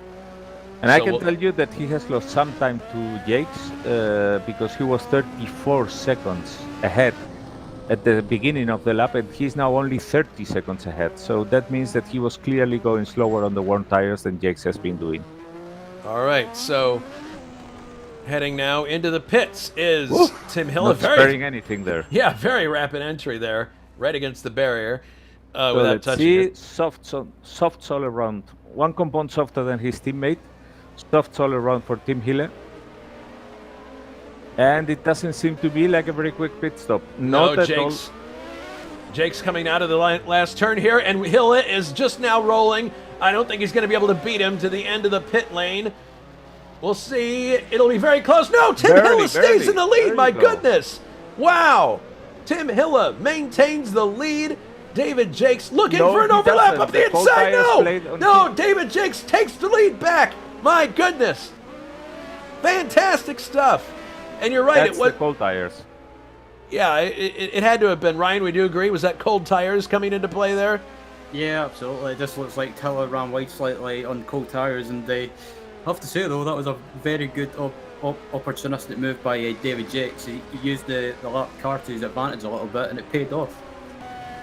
So Chacon now also in the pits, as Brian Janik also signaling the pits, and it's pit mayhem right now because everybody's going into the pits. Well, now the battle really well is joined because all these cars now, Jakes, Hille, Boss, and Miller, and Wilkes, they've all made their stops, and you've got 0.8 of a second between the leader and second place and lapped cars in front. So now we're going to now it's show and tell time. Absolutely. Right now there is nothing that they can do to basically conceal their strategy. It's going to be all out from now to the end. Oh my goodness. Busy there. Look out, look out. Lots of traffic here. Yeah. Hille about to dispense with Michael Drexler. Does so. Next target is Tim Hille.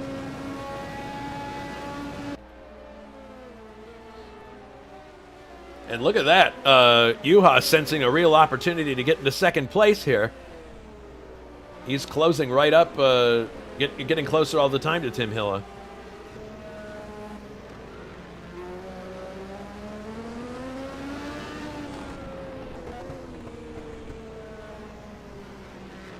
So another unfortunate race for the Ferrari team.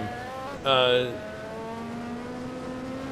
mean, I wonder at the end of the day that may be what tells the story with the championship, at least the constructors And watch out for Juha Boss because he's right behind Tim Right Hille. with him, yes. And he's really trying to make a move there.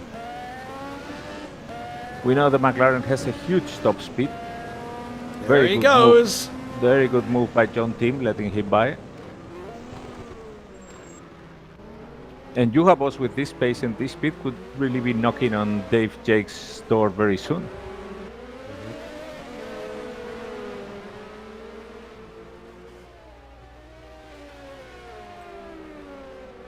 Jake's now topping 316 thanks to the slipstream.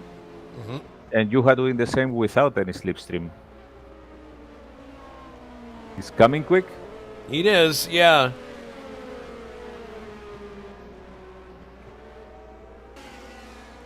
Miller continuing to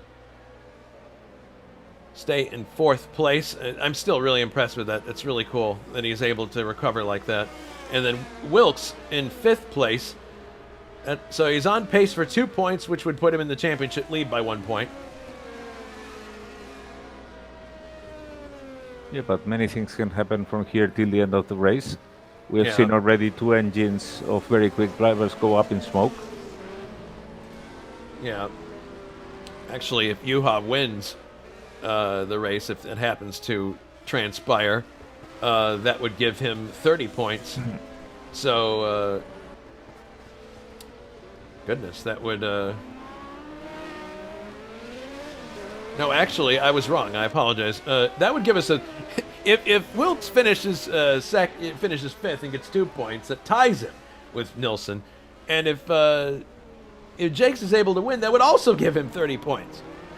I'm sorry, no, it would give him 1 point less. I was thinking 1991 points. Very close in any case. Yeah, incredibly close championship, no matter how you slice it. Hille, Ray Riddall right in front of him, and Miller trailing Brian Janik at this point. So the cars are a bit spread out there. But the real question will be, can Juha close the gap to Brian Janik? Hille basically is ensconced in 3rd place. You mean to Jakes? Hille is in... Yeah, can he close the gap to Jakes? Who did I say? Janik. Oops.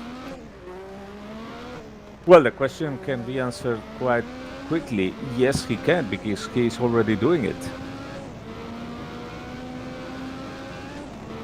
Not by a lot, but he's doing it. Let me tell you the lap times. So Jake's last lap, well, lap times are now a bit peculiar because of the traffic. But anyway, the last 2 laps by David Jakes were nearly the same time, 1.10.7 something. Okay, 1.10.7. In the case of Juha, the last 2 laps were 1.11, but then 1.10.5, which is 0.2 of a second quicker than Jake. So they're playing a bit of the rubber band here. Sometimes one of them does the quickest lap, sometimes the other, but that's because of the traffic. We should be seeing a more clearer picture in the next laps, and you can visibly see how Juha is getting close to David. Yeah, he definitely is. You can see that green and white and multicolored car getting bigger. Yeah, it's now below 3 seconds, the gap, whereas it was 4 seconds before. Starting lap number 47. So we're over half distance in this race. 56 minutes in, so it looks like we're going to get this race in just under 2 hours.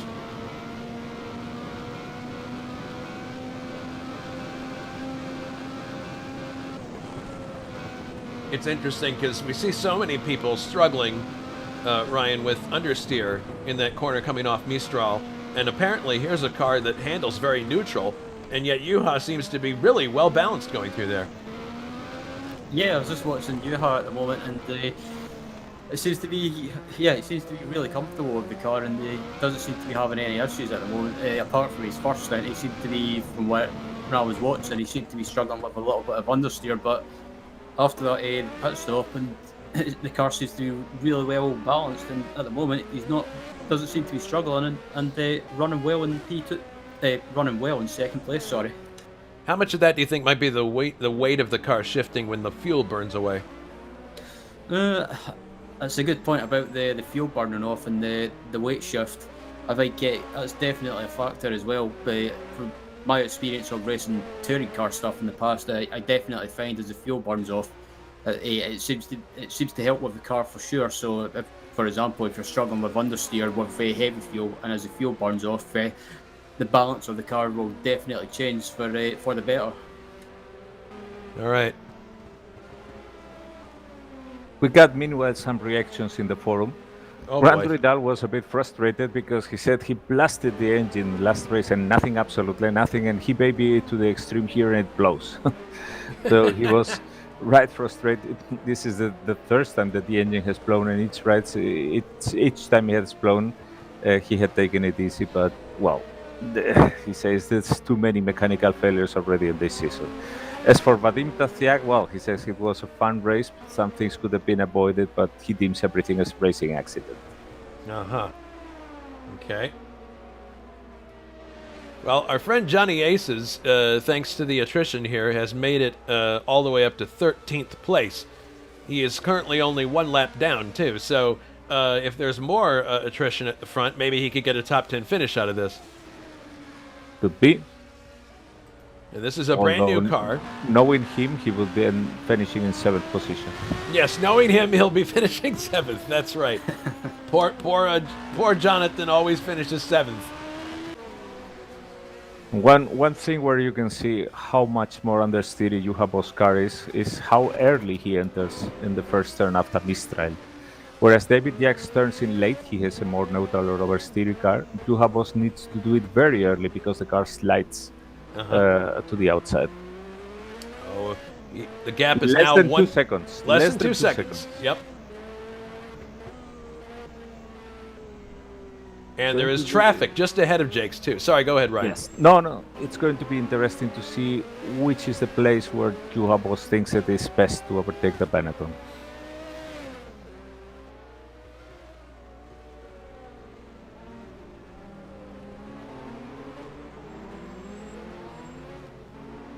Juha climbing up the curbs and everything. He really smelling the blood in the water. Yeah, looking for every advantage he can get in that John Barnard designed MP4. And Tim Hill spins. He recovers quickly. He recovers quickly, but that's a dent on his advantage that Dave Miller will be making. Let's see. There you go. That's what I was talking about earlier. Spinning the car, trying to get up to speed on the Mistral straight.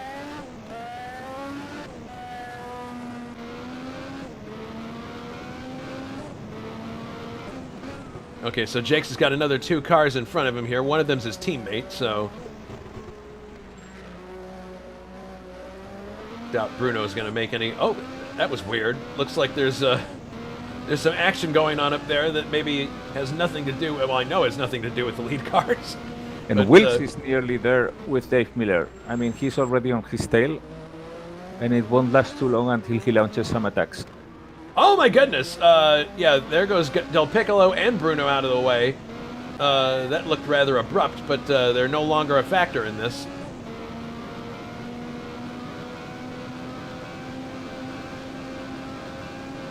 Juha now closer than ever to David Jakes. Whoa! David hits their curb, and that makes it even harder for him. Oh God! He's Juha's closing hand over fist now as they enter Busset. Exit Busset, actually. Oh my goodness. If Sam Posey were here, he'd go, I know when you're this close, you can reach out, you can feel that guy ahead of you. Now, Sam, you're doing it wrong again. Yeah, Sam, you're wrong. Son. David Jakes. Oh, they're right with each other now. Juha definitely looks like he wants to take a stab at David Jakes here as they come down to the first turn. Remember what happened before with Wilkes? No, he's not going to take a stab at after all. I think he wants to do it in the Mistral straight, but watch out because we have already seen in the case of Coxon how wrong it can end everything.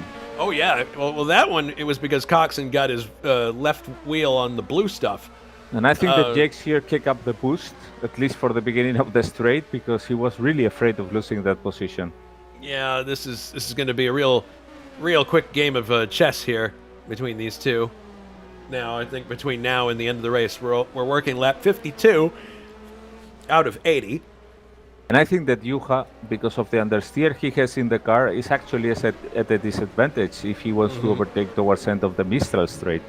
True. Because if he doesn't manage to do it, he's too close to the car in front. He will then get even more aero understeer getting into that corner. So it's really dangerous and tricky for him. Well, David Jakes got sideways there. Oh! If Juha wants to make it, this is the best place, I think. At least in my opinion. Although he somehow missed a shifter or something. Yeah, the momentum went out the window there. There is one other possibility for Juha to get past, and that would be if there's some kind of a backmarker miscommunication. Could be. we've seen how that can benefit people in the past. There's Bruno Paggiola, who they overtake. Juha staying right with him. Yeah, Juha's turned the boost up for sure. He wants to see if he can close back up again. But it's way too late to make a charge there.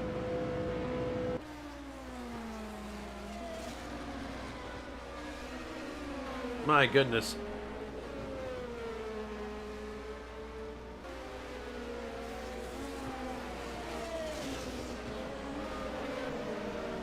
Yeah, and Juha looks to be quicker in this section, but it's so complicated to overtake here. All the time going left, right, left, right. Mm-hmm. Yep. Now they're coming up on Jonathan Asser-Klint. Look at this. He's right with him now. This is going to benefit a bit Jakes because he gets the tow from the car in front. True, yeah. Look, they're going to both overtake now. This gives him one more lap.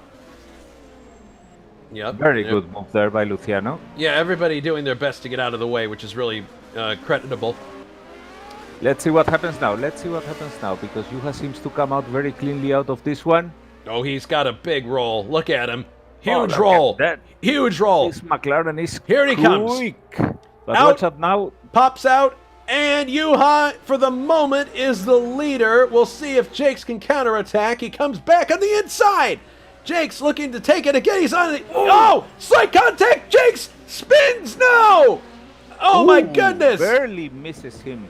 Jonathan barely misses him. Oh, my goodness. A second spin after just very light contact. Let's take a look at a replay of this. Again, your leader is now Juha Boss. So, Jakes comes back on the inside and just very lightly hits the back of the right rear tire and goes into a lazy slide and just can't catch it. Unbelievable. Well, Juha was also lucky that his tire didn't get punctured. That's true too, yeah.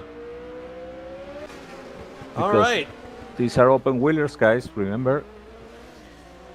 And Tim Hilla is really far back, actually, from Jakes, even with that spin, so or half spin. So he's still in third place, but Juha Boss now leads the French Grand Prix, driving Alain Prost's car. Let's see if this turns into his maiden victory. We'll see. Yes, Juha. Well, Juha actually won the test race for the Indy 500 a couple of weeks back, or a few weeks back. So, and I know that doesn't count for a championship win, but he did best me for 28 laps. So, and he has won a race before, a sports car race. Actually, he won a class sports car race with myself and Michael Drexler in another league. So he has tasted victory, but this, you know, if he's able to hold on, this should be his first ISO win, legit win, I guess you could say.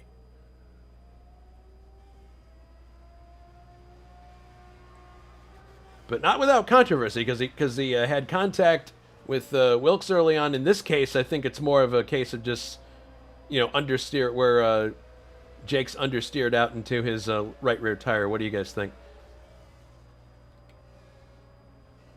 Is that a fair assessment of what happened, or am I off base? Well, it's hard to tell, but I think it's a bit the same situation we saw before with Wilkes and Tasiak. Juha was basically trying to slow the car down for the second apex, and that's what caught Dave a bit unaware. All right, well, as we've had a interruption of, or at least things have calmed down to some degree, it's probably a good time for the trivia question. You guys ready? Yep. Yep. All right. So the trivia question is, and this is related to the Paul Ricard circuit, who holds the F1 lap record for the original short Grand Prix course at Paul Ricard, the one we're driving on now, which was in existence from 86 to 01? Is it A, Ayrton Senna, B, Alain Prost, or is it C, Nigel Mansell? I can't remember, but I'm going to guess Nigel Mansell. Yeah, me too, because we all know that Alain Prost was not exactly the quickest qualifier in the world. Ayrton Senna is the other one that one could think he would have the best lap time. I don't know. Since Ryan said Nigel Mansell, I'm going to go with Ayrton, just for the heck of it. Wrong! The answer was Nigel Mansell. Well, he picked my first choice, so Yep. I had to settle for second. Yeah, but there's no law that says you have to pick a different one than the other guy. Just to make it more interesting, and so that you can use the wrong button. Okay, fine. One of us was going to be wrong, so... Yeah. I don't know why I was going for a different sound there, but I got the starter pistol sound effect instead. All right. Good job, though, Ryan. You got the right answer. Yeah, it's probably the only time I'll win in my life, or sim racing life anyway. Oh, come on. You guys with the self-effacing stuff. Okay. So, yeah, Yuha is coming up now. Going to start lap 59. So very shortly, there'll be 20 laps to go in this race. And Wilkes is again closing up with Dave Miller. Not yet in striking distance, but the distance has diminished between them. And I would think that these two will be banging wheels before the race ends. Oh, yeah, no doubt about it. Because, Wilkes in that regard is the opposite to Grant Bridal. Grant usually... What? Fastest laps just set by... the fastest lap was just now set by Gabriel Del Piccolo. Okay. Yeah. Yeah, he doesn't have to worry about 12. So I was saying that Richard Wilkes is in that regard probably the opposite to Grant Bridal. Grant likes to open a big gap and then save fuel, whereas Wilkes likes to save fuel in the early stages of the race and then have the magic button there for the end. Mm-hmm. And look at that. I mean, he's really now hunting down Dave Miller very efficiently, even if they have a car in the middle, but Wilkes is going now quicker than ever. Yeah, he is. So this is going to be an interesting matchup here. I don't think Mrs. Dave is in the chat, but if she was, she'd be like, "Stay away from my man." Yep. Oops. Did John Tim spin there? I don't think no, he did. No. Okay, that was just an effect in my screen.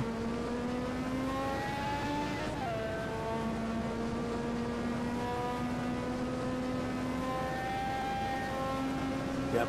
Renault versus Honda in this instance. Yeah, and Wilkes has got a very well-balanced car going through that high-speed sweeper turn. Oh, look at this. Miller's actually bottled up behind Jonathan. So this may give Wilkes an opportunity sooner than he anticipated. Although, look, here's Jonathan going to give them both room now. Although, he sweeps back across. No, now he's between Wilkes and Miller. Yeah, it's hard to coordinate with another driver there because you also need to make the turn. Don't forget it. It's not just a matter of making room, but also of you not crashing. Yeah.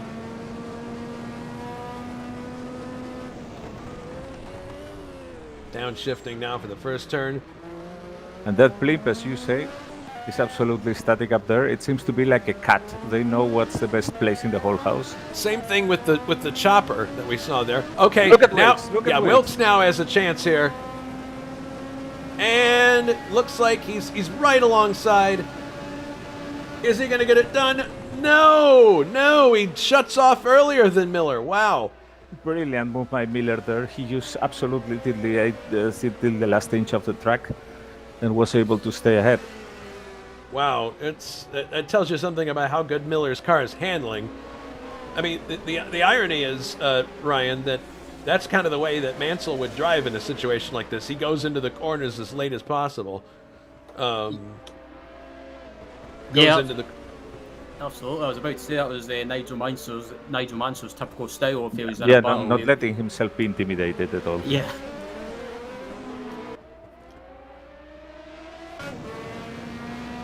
There goes Wilkes again. Is he going to try it? Looks like it. Oh. No. He thinks better of it. But I'll bet you he's going to try it again just now. Yeah, he got a good exit here. Let's see. But he better get it done quick. He needs to really get in front Yep, there he goes. and take the position absolutely, because otherwise Miller. Oh, look at that! Go. Right back again. Amazing. I got to use the crane cam there.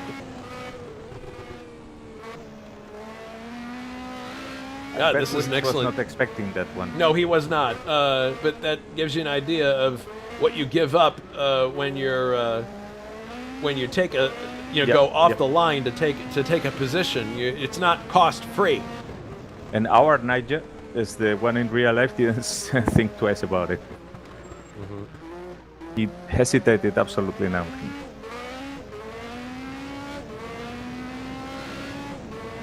Wilkes a little further back this time as we go into lap 62.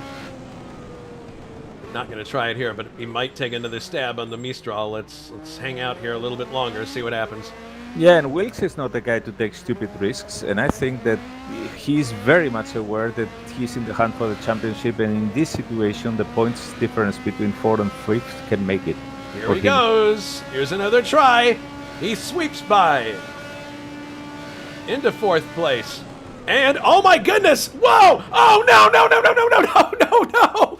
Oh, Miller's out of the race! No! Oh my goodness! One wheel climbing over another. I can't believe it. Replay upcoming. He got sideways, actually, before entering the corner. That brought him to the curb. And then he launched it off the rear wheels of Wilkes. Oh yeah, he was all the way onto the blue stuff, and then it turns into understeer, clips the back. This is more contact for Wilkes, and Miller goes sailing into the air. We have liftoff. Oh my! To be fair, Miller was already sideways before trying to go for the inside. Yeah. He had lost control of the car already by then. So I think Wilkes might be starting to wonder if there's a target on his car. Yeah, something painted there like hit me. And look who's in the top 5 now. Again, Bruno Chacon. Well, la dita. This guy, he doesn't qualify very far up the grid, but this is another one of these races where attrition has made the race come to him. Very, very impressive, Bruno. So yes, but in this situation, it's not just attrition. It's also that Bruno is doing a great race, because right now we have 17 cars on the track. So it's not just the attrition, mind you. It's also, it's also some good driving on the part of him. Yeah. Ray Radal now into 6th place with that retirement. Team is in 7th, so another good drive for the Haas team. Janik is in 8th. Soon to be 9th is Richard Coxon. 10th will be Jules Bouchard. 11th will be Francois Remin. And 12th, eventually, will be Jonathan Assercliff. Yeah, and Tim Healy should be thankful that there are no team orders like in real life, because this is a situation where you would expect maybe something like that to start happening. Yeah, no kidding. So we got Lotai running 3rd and 4th now, and Jake's... so the question now is, there is a 2-second gap now between Yuha and... as there was a car just off the track there. I'm not sure who that was. Let's have a look. It's Jules Bouchard with a broken engine. Oh no! Bouchard out of the race. We just talked about him too. And Rocha without the front wing heading to the pits. There is a McLaren in the sand there in the background. Oh, who is that? It looks to be. Could it have been? It's Bruno, I think, because it's Bruno, you have in the Mistral straight. Yeah, it's Bruno. Well, he stays in. Some misunderstanding there must have happened while lapping. Yeah. All right. Fastest lap of the race for Richard Wilkes now. Okay, so Wilkes... So he was saving the best for the last moments, because we're only 17 laps from the end. Yeah. Jake's, on the other hand, is really, really moving quickly here. 2.5 seconds now is the gap. We'll see what happens here, but it looks to me like he's very much in a position where he could make a challenge before the race is over. I'm looking at Juha's lap times, and they have been very steady, always improving. So, and even the last lap was so quick, so it amazes me that it's under 2 seconds now. Under 2 seconds. Yeah, it's at one point some laps ago, Jakes decided basically to step on the throttle on lap 59, and he has been doing 110 since then, and he seems to be getting close to Juha. Yes, interesting. Coming down the straight here. Trap speeds would be interesting to see here if someone can have a look. Too late for those. Well, we'll look next lap. Tim Hill is using rather high wings, only 306. Well, we know that Juha Boss is certainly going way over 310. Richard Wilkes comes next. He also seems to be using rather high wings. 310 for him. And on the next lap, I'll tell you what the lap speed, what the trap speed is for Juha and yeah, that's the one that I'm really interested in. Yeah. Those two. Yeah, these others are for comparison, basically. 1.8 seconds now.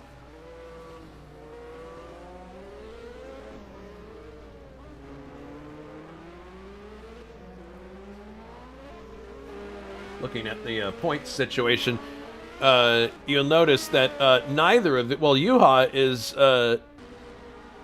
is currently in third in points. So if he wins today, he'll have 29 points.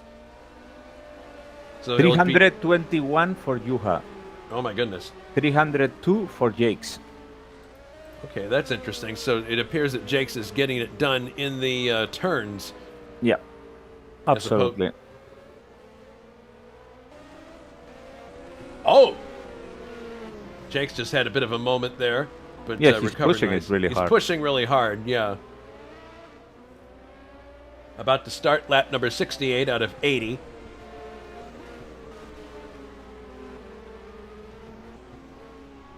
Very different challenge next week for, Bruno pulls to the side. I guess he was just trying to make room there. But,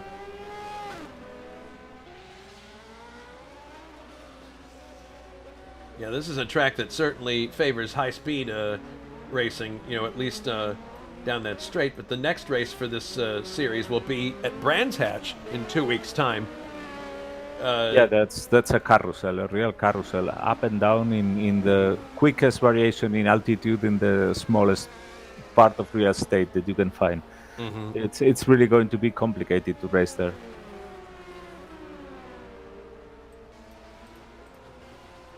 All right. Gap is even smaller now, 1.3 seconds now between our leader, Juha Boss, and second place, David Jakes. It's interesting how Juha Boss dispensed with Jakes so easily, or seemingly easily, some laps before, and now it's Jakes who seems to be on an absolute advantage. Yeah.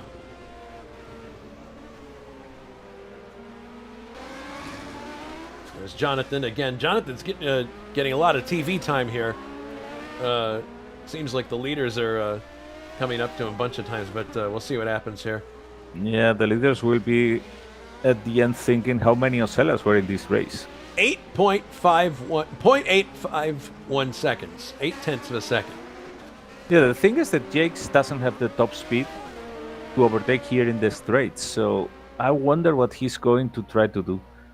Although that could also be a matter of turbo boost, because he now seems to be... Wait a moment. He now seems to be holding on his own much better. Yeah. Well, a bit better, but not the same top speed as Juha. Although Juha didn't get so much top speed this time, maybe he has also had to crank down the boost. And look at that, I mean... Oh! That's where he gets close. Yeah. Juha clearly is not very comfortable at the end of Busse. And now he better gauges what's going to happen in front of him.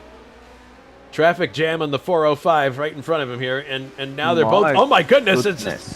This is very complicated stuff. Threading their way past Remen, that's done. Now going by Jonathan. Jakes is bottled up behind Jonathan very briefly. that has given Juha a bit of breathing room. A little it won't bit. last for too long. Here's the other Osella of Drexler. Juha dives for the inside. Drexler's going to make room for both of them. Okay. Let's see what the trap speed is now, because I think that Juha is using lower boost now. All right. Yeah, you can see right there the advantage that gave Juha. He's got a much bigger gap now. No, 322. So he seems to still be using very, very high boost. Mm-hmm. That tagged Porsche engine performing really well on the Mistral straight, but it also has a very good chassis underneath it, no question.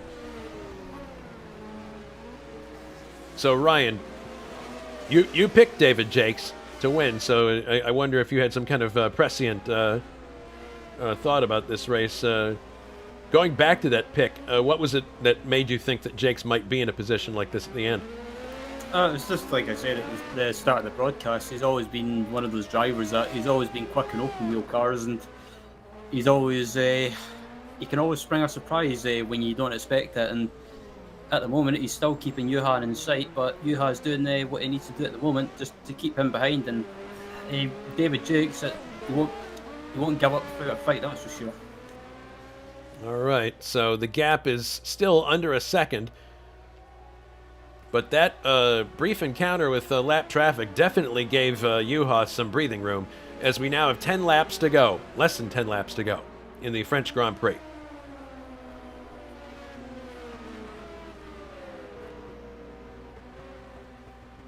This is the most complicated section for Juha Boss. And on top of that, he's finding a lap car, but very, very well done by Luciano Rocha there. Yeah, very excellent job by him to get out of the way.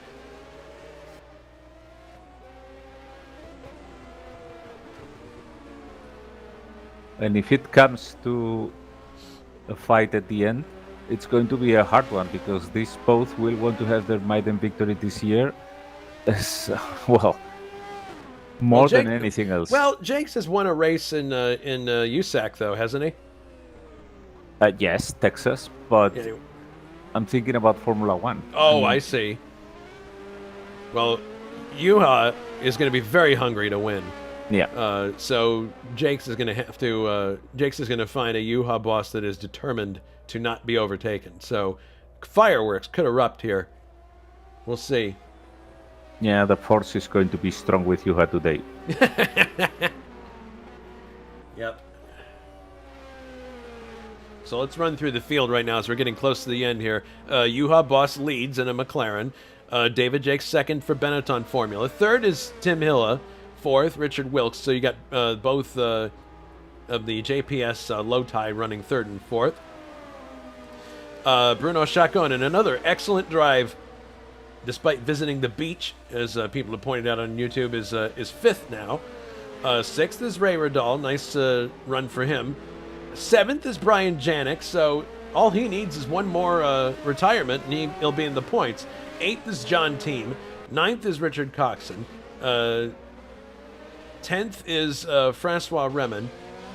11th, Jonathan Asserclinth. So Johnny Aces is just outside the top 10. 12th for Bruno Pagiola. 13th for Michael Drexler. And then we have Dave Miller and Jules Bouchard both out of the race. Well, Jules Bouchard is actually being shown with 61. Oh, no, he is out of the race, yes. Yeah, and then we have Luciano Rosa in 16th, so he'll move up eventually, followed by Gabriel Del Piccolo, who is in 17th place, many laps down. And those are the last two cars running, are Rosa and Del Piccolo. So in total, we have 15 cars running at the moment.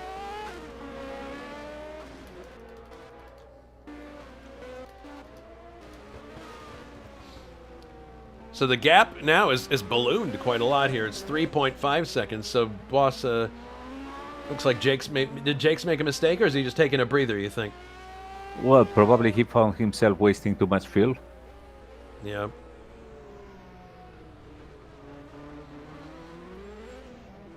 So 74 now We have 74, 75, 76, 77, 78, 79, and 80 to go.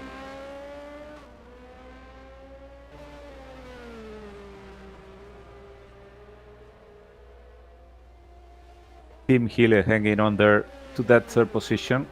I just hope he makes it stick till the end, because he really is needing that result to feel better in this championship, where he has been so close to it many times. Yeah, he's had so many good drives come to nothing in the end, either because of an accident or a blown engine. And he really wants to be. He really wants that podium finish, no question about it. Let's talk about someone else. Just okay. No, that stuff doesn't exist. It's BS.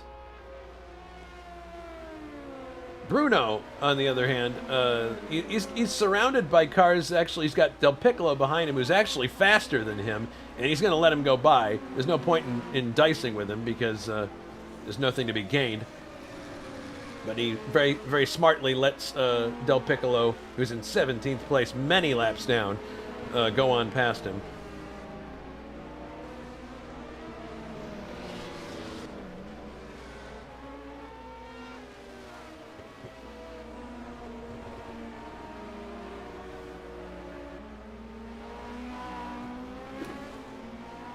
Everything very calm in the race now, but it's only apparently, because the tension for these drivers is absolutely incredible now.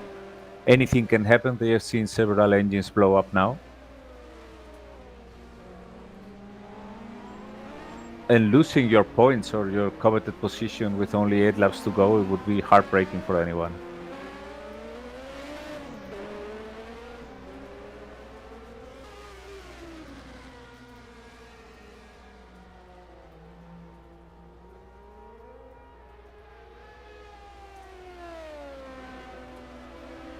All right, so coming up now.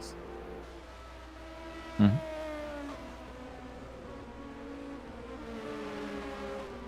Oh, and apparently we have another blow up. Oh, yeah, no, that was Bruno. It's just people in the chat recounting what's been happening.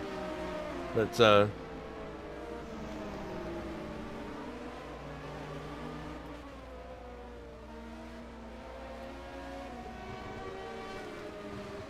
Bruno Chacon continuing on in 5th place. I mean, it's impressive. I mean, he. All right, so this is going to be a big points boost for McLaren today, as in the Constructors' Championship. Mm-hmm. Because there are no drop scores there. At what point do we start counting drop scores? Well, it counts at the end. Mm-hmm. Yeah, definitely. But what are the most results you can pile up before the drop score comes into play? It's hard to tell. I mean, you're going to drop the 3 lowest scores that you have, so I think that's going to obviously hurt the people who are regular, but are regular in average positions, and it's going to benefit those who is do or die. Because it's obviously much better for you to drop a retirement or a discrete 10th place with no points than it's going to be dropping a 4th or a 5th. Mm-hmm. All right, so Bruno, we're giving him lots of TV time here. But Wilson's in 4th. Hilla, oh my goodness, Hilla came very close to doing what Coxon did earlier, touching that blue stuff on the exit of Mistral. It looks like Jakes has basically decided he's not going to be able to challenge Juha, because the gap is now 7.6 seconds and we have 4 laps to go. Oops, John Team has blown the engine. Oh, Team! Barbecue for John Team. The Haas Ford has blown up. That is too bad. That's another position for Coxon, although, well, it's only a 9th. 8th position in the case of Tim, so it's not points paying one. But you never know. Anything can happen till the end of the race. Mm-hmm. Well, Juha, in his case, you know, you hear the stories of drivers who are about to take their maiden win, you know, and they can hear everything that's going on in the car. Every noise seems amplified. You're waiting for that other shoe to drop. What do you think Juha's thinking right now? Please God, let it stick. Yeah. What about you, Ryan? What's your what do you think's going on in that Prost helmet? Yeah, I think he's just kind of. I agree with Alberto. I think he's just thinking in his mind and praying that that nothing happens in the closing laps of this race. But I think he's just kind of just wants to try and get it to the finish, and he's not doing anything too silly. He's just keep it on track. But yep, if I was him, I would just be trying to keep myself relaxed and not overthink. And David Yunt was just asking on the chat if Hilla is catching David Jakes. It appears that he is closing the gap a bit, but he's still got quite a distance to cover before he even gets there, and we're running out of laps. Juha coming through Busset for the second to last time. And watch out, because now it's David Jakes who could actually be in danger in this second position. He could be. As because Tim boss. Hilla is coming quite quick from behind, and Yes. I think that what happened was that Jakes, in the heat of the battle with Juha, miscalculated a bit, and he's now going to go very slow, and Tim Hilla is coming very quick from behind. All right, so we're now into the final lap of the French Grand Prix. Juha Boss on his way to his first victory, it appears. Jakes is in second, and coming hot on his heels is Tim Hilla. And he's short shifting it big time, I can tell you. Who is Jakes? Jakes. Well, I think it may be just a little too short for Hilla, but we'll see. Well, I don't know. Jakes is shifting at 9,000 RPM in the Mistral Straight. Juha was one of the first cars out of the Indianapolis 500 just a couple weeks ago. He led a good chunk of the race, but then was unfortunately collected by Brad Salmon in a chain reaction accident. Not his fault. And after all the time and effort that you put into the 500 over Tim Hilla has overtaken David Jakes. Oh, there it is. So Jakes definitely... Oh my goodness! Jakes slows it right down, so definitely he's got a fuel problem of some kind. So Jakes absolutely having to soft pedal it to get to the finish, but here comes off the final corner, Juha Boss, and he's going to win the French Grand Prix for McLaren. Fantastic result for Juha. Tim Hill is going to finish second, and David Jakes... Look at Jakes! Look at Jakes! Wilkes takes third place! My goodness! Jakes is going to finish fourth. He is just coasting across the line. Now that's a dramatic finish, if there's one. Oh my goodness. So Jakes was absolutely out of fuel there and lost the podium finish to Wilkes. So, I mean, if you're Richard Wilkes, that's a huge boost for the championship. But my goodness, great day for the Lotus duo. There they are, side by side, congratulating each other. That's an excellent run for those two. And Bruno Chacon comes in fifth, and Wright Riddle sixth. That runs up the points positions. Brian Janik will be seventh, and Richard Coxon eighth. Yeah. Remen will be ninth, and that's the last car running. Yeah. No, there's a couple others running. Jonathan Asserklin finishes 11th. 12th is Drexler. And then you've got Luciano Rosa 14th, although his engine has now expired. And Del Piccolo is still circulating in 15th. So, my goodness, a dramatic finish to the French Grand Prix. Jake's just running out of fuel, it appears, made a miscalculation. But fantastic victory for Juha. I'm sure he's going to be just over the moon. Oh yes, here he goes. Donuts. Yep. No surprise there. Abstract art, care of Juha. Well, that was an intense race. In the end, who could have predicted it?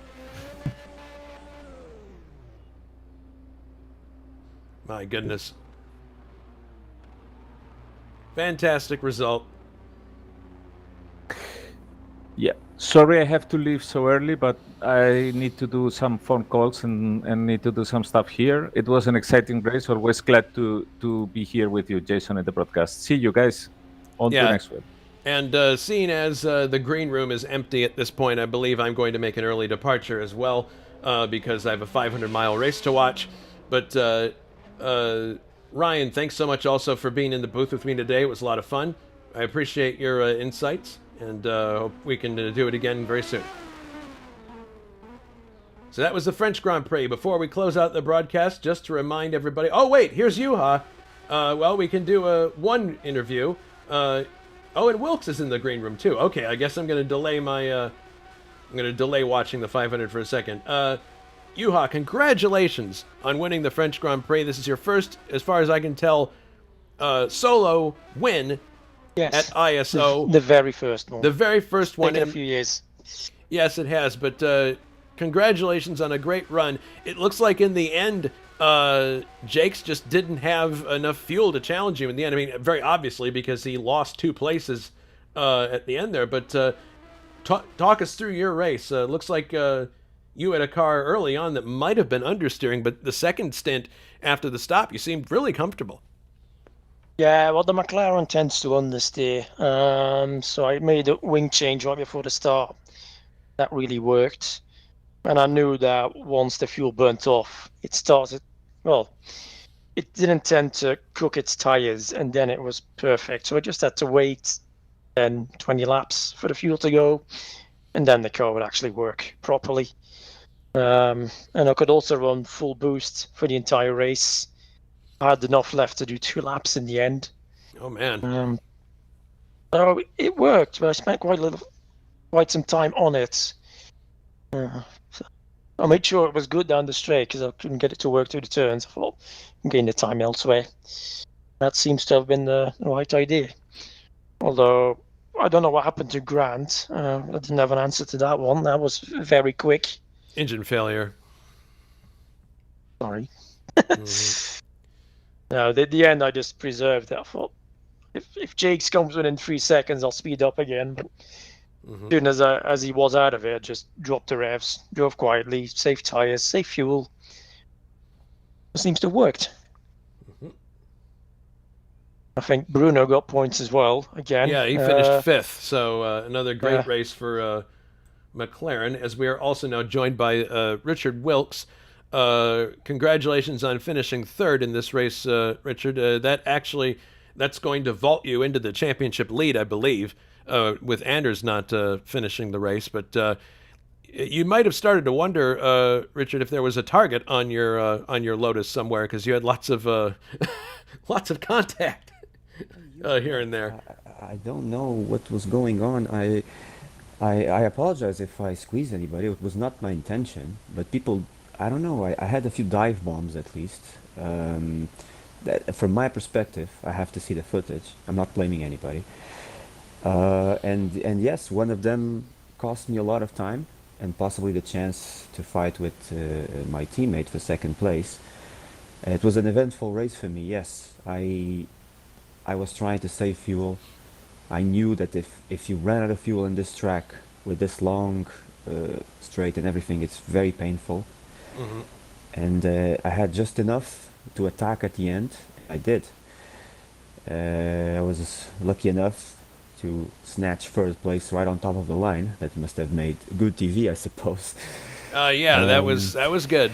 We made extensive use of the crane cam in that instance. Yeah. Yeah, but I had some lack of pace in the beginning of the race. I don't know if it was. I think maybe I had too little wing. I don't know. But after the pit stop, I used the magic switch of the Lotus, and that made the car a bit better. And I want to congratulate Juha for finally coming good with the McLaren. It was a great race for him. I know I hold him up a bit, but I tried not to. Yeah, but that's racing. I mean. Yeah, I try not to be too egregious. No, but one of my dive bombs wasn't even intentional. You braked so early, I had to swerve, and then I wasn't like running out of track. So, Yeah, and I sorry. also want to. It's all right, and I also want to congratulate my teammate Tim Hille for a great second place, a great race for him. He deserved it. Yeah, we're also joined by Jonathan Asserclint, who finished, I believe, 11th for Osella. Good result in a new car for you, Jonathan, right? Yes, it's the first time the team has brought the H version to the track, so it was an interesting experience. Mm-hmm. All right, so the next race we have coming up for this group is the British Grand Prix at Brands Hatch. Any thoughts on that race? Well, I guess I never liked brands. I never will. So don't count on me winning again. Well, that's a very honest soundbite. What about you, Richard?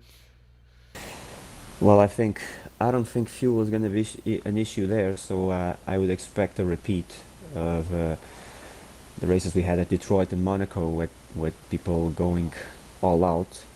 And I might be wrong, but I don't think that track is a big deal on fuel. So I'm hoping I can do well, but then again, like Juha, I was never very good at brands, so we will see. Mm-hmm. And Brands is my favorite track, so I would probably try to get the car at least, but probably won't be fighting for any top positions, but looking to finish once again. All right. Well, I want to thank Alberto and Ryan for helping me in the booth. Again, it was a great broadcast. Thanks largely to their expertise and insights, and thanks to all you guys for excellent racing to watch. Next week, we've got the next round of the USAC Series, the Rex Mays Classic. That's June 6th. Following week is British Grand Prix, and then the Schaefer 500, another 500-mile race on June 20th. So that's a look at what's coming up. We're going to close out the broadcast now for Ryan and Alberto, Richard Wilkes, Juha, and Jonathan. This is Jason White saying so long from Paul Ricard. We'll see you next time. Please stay safe.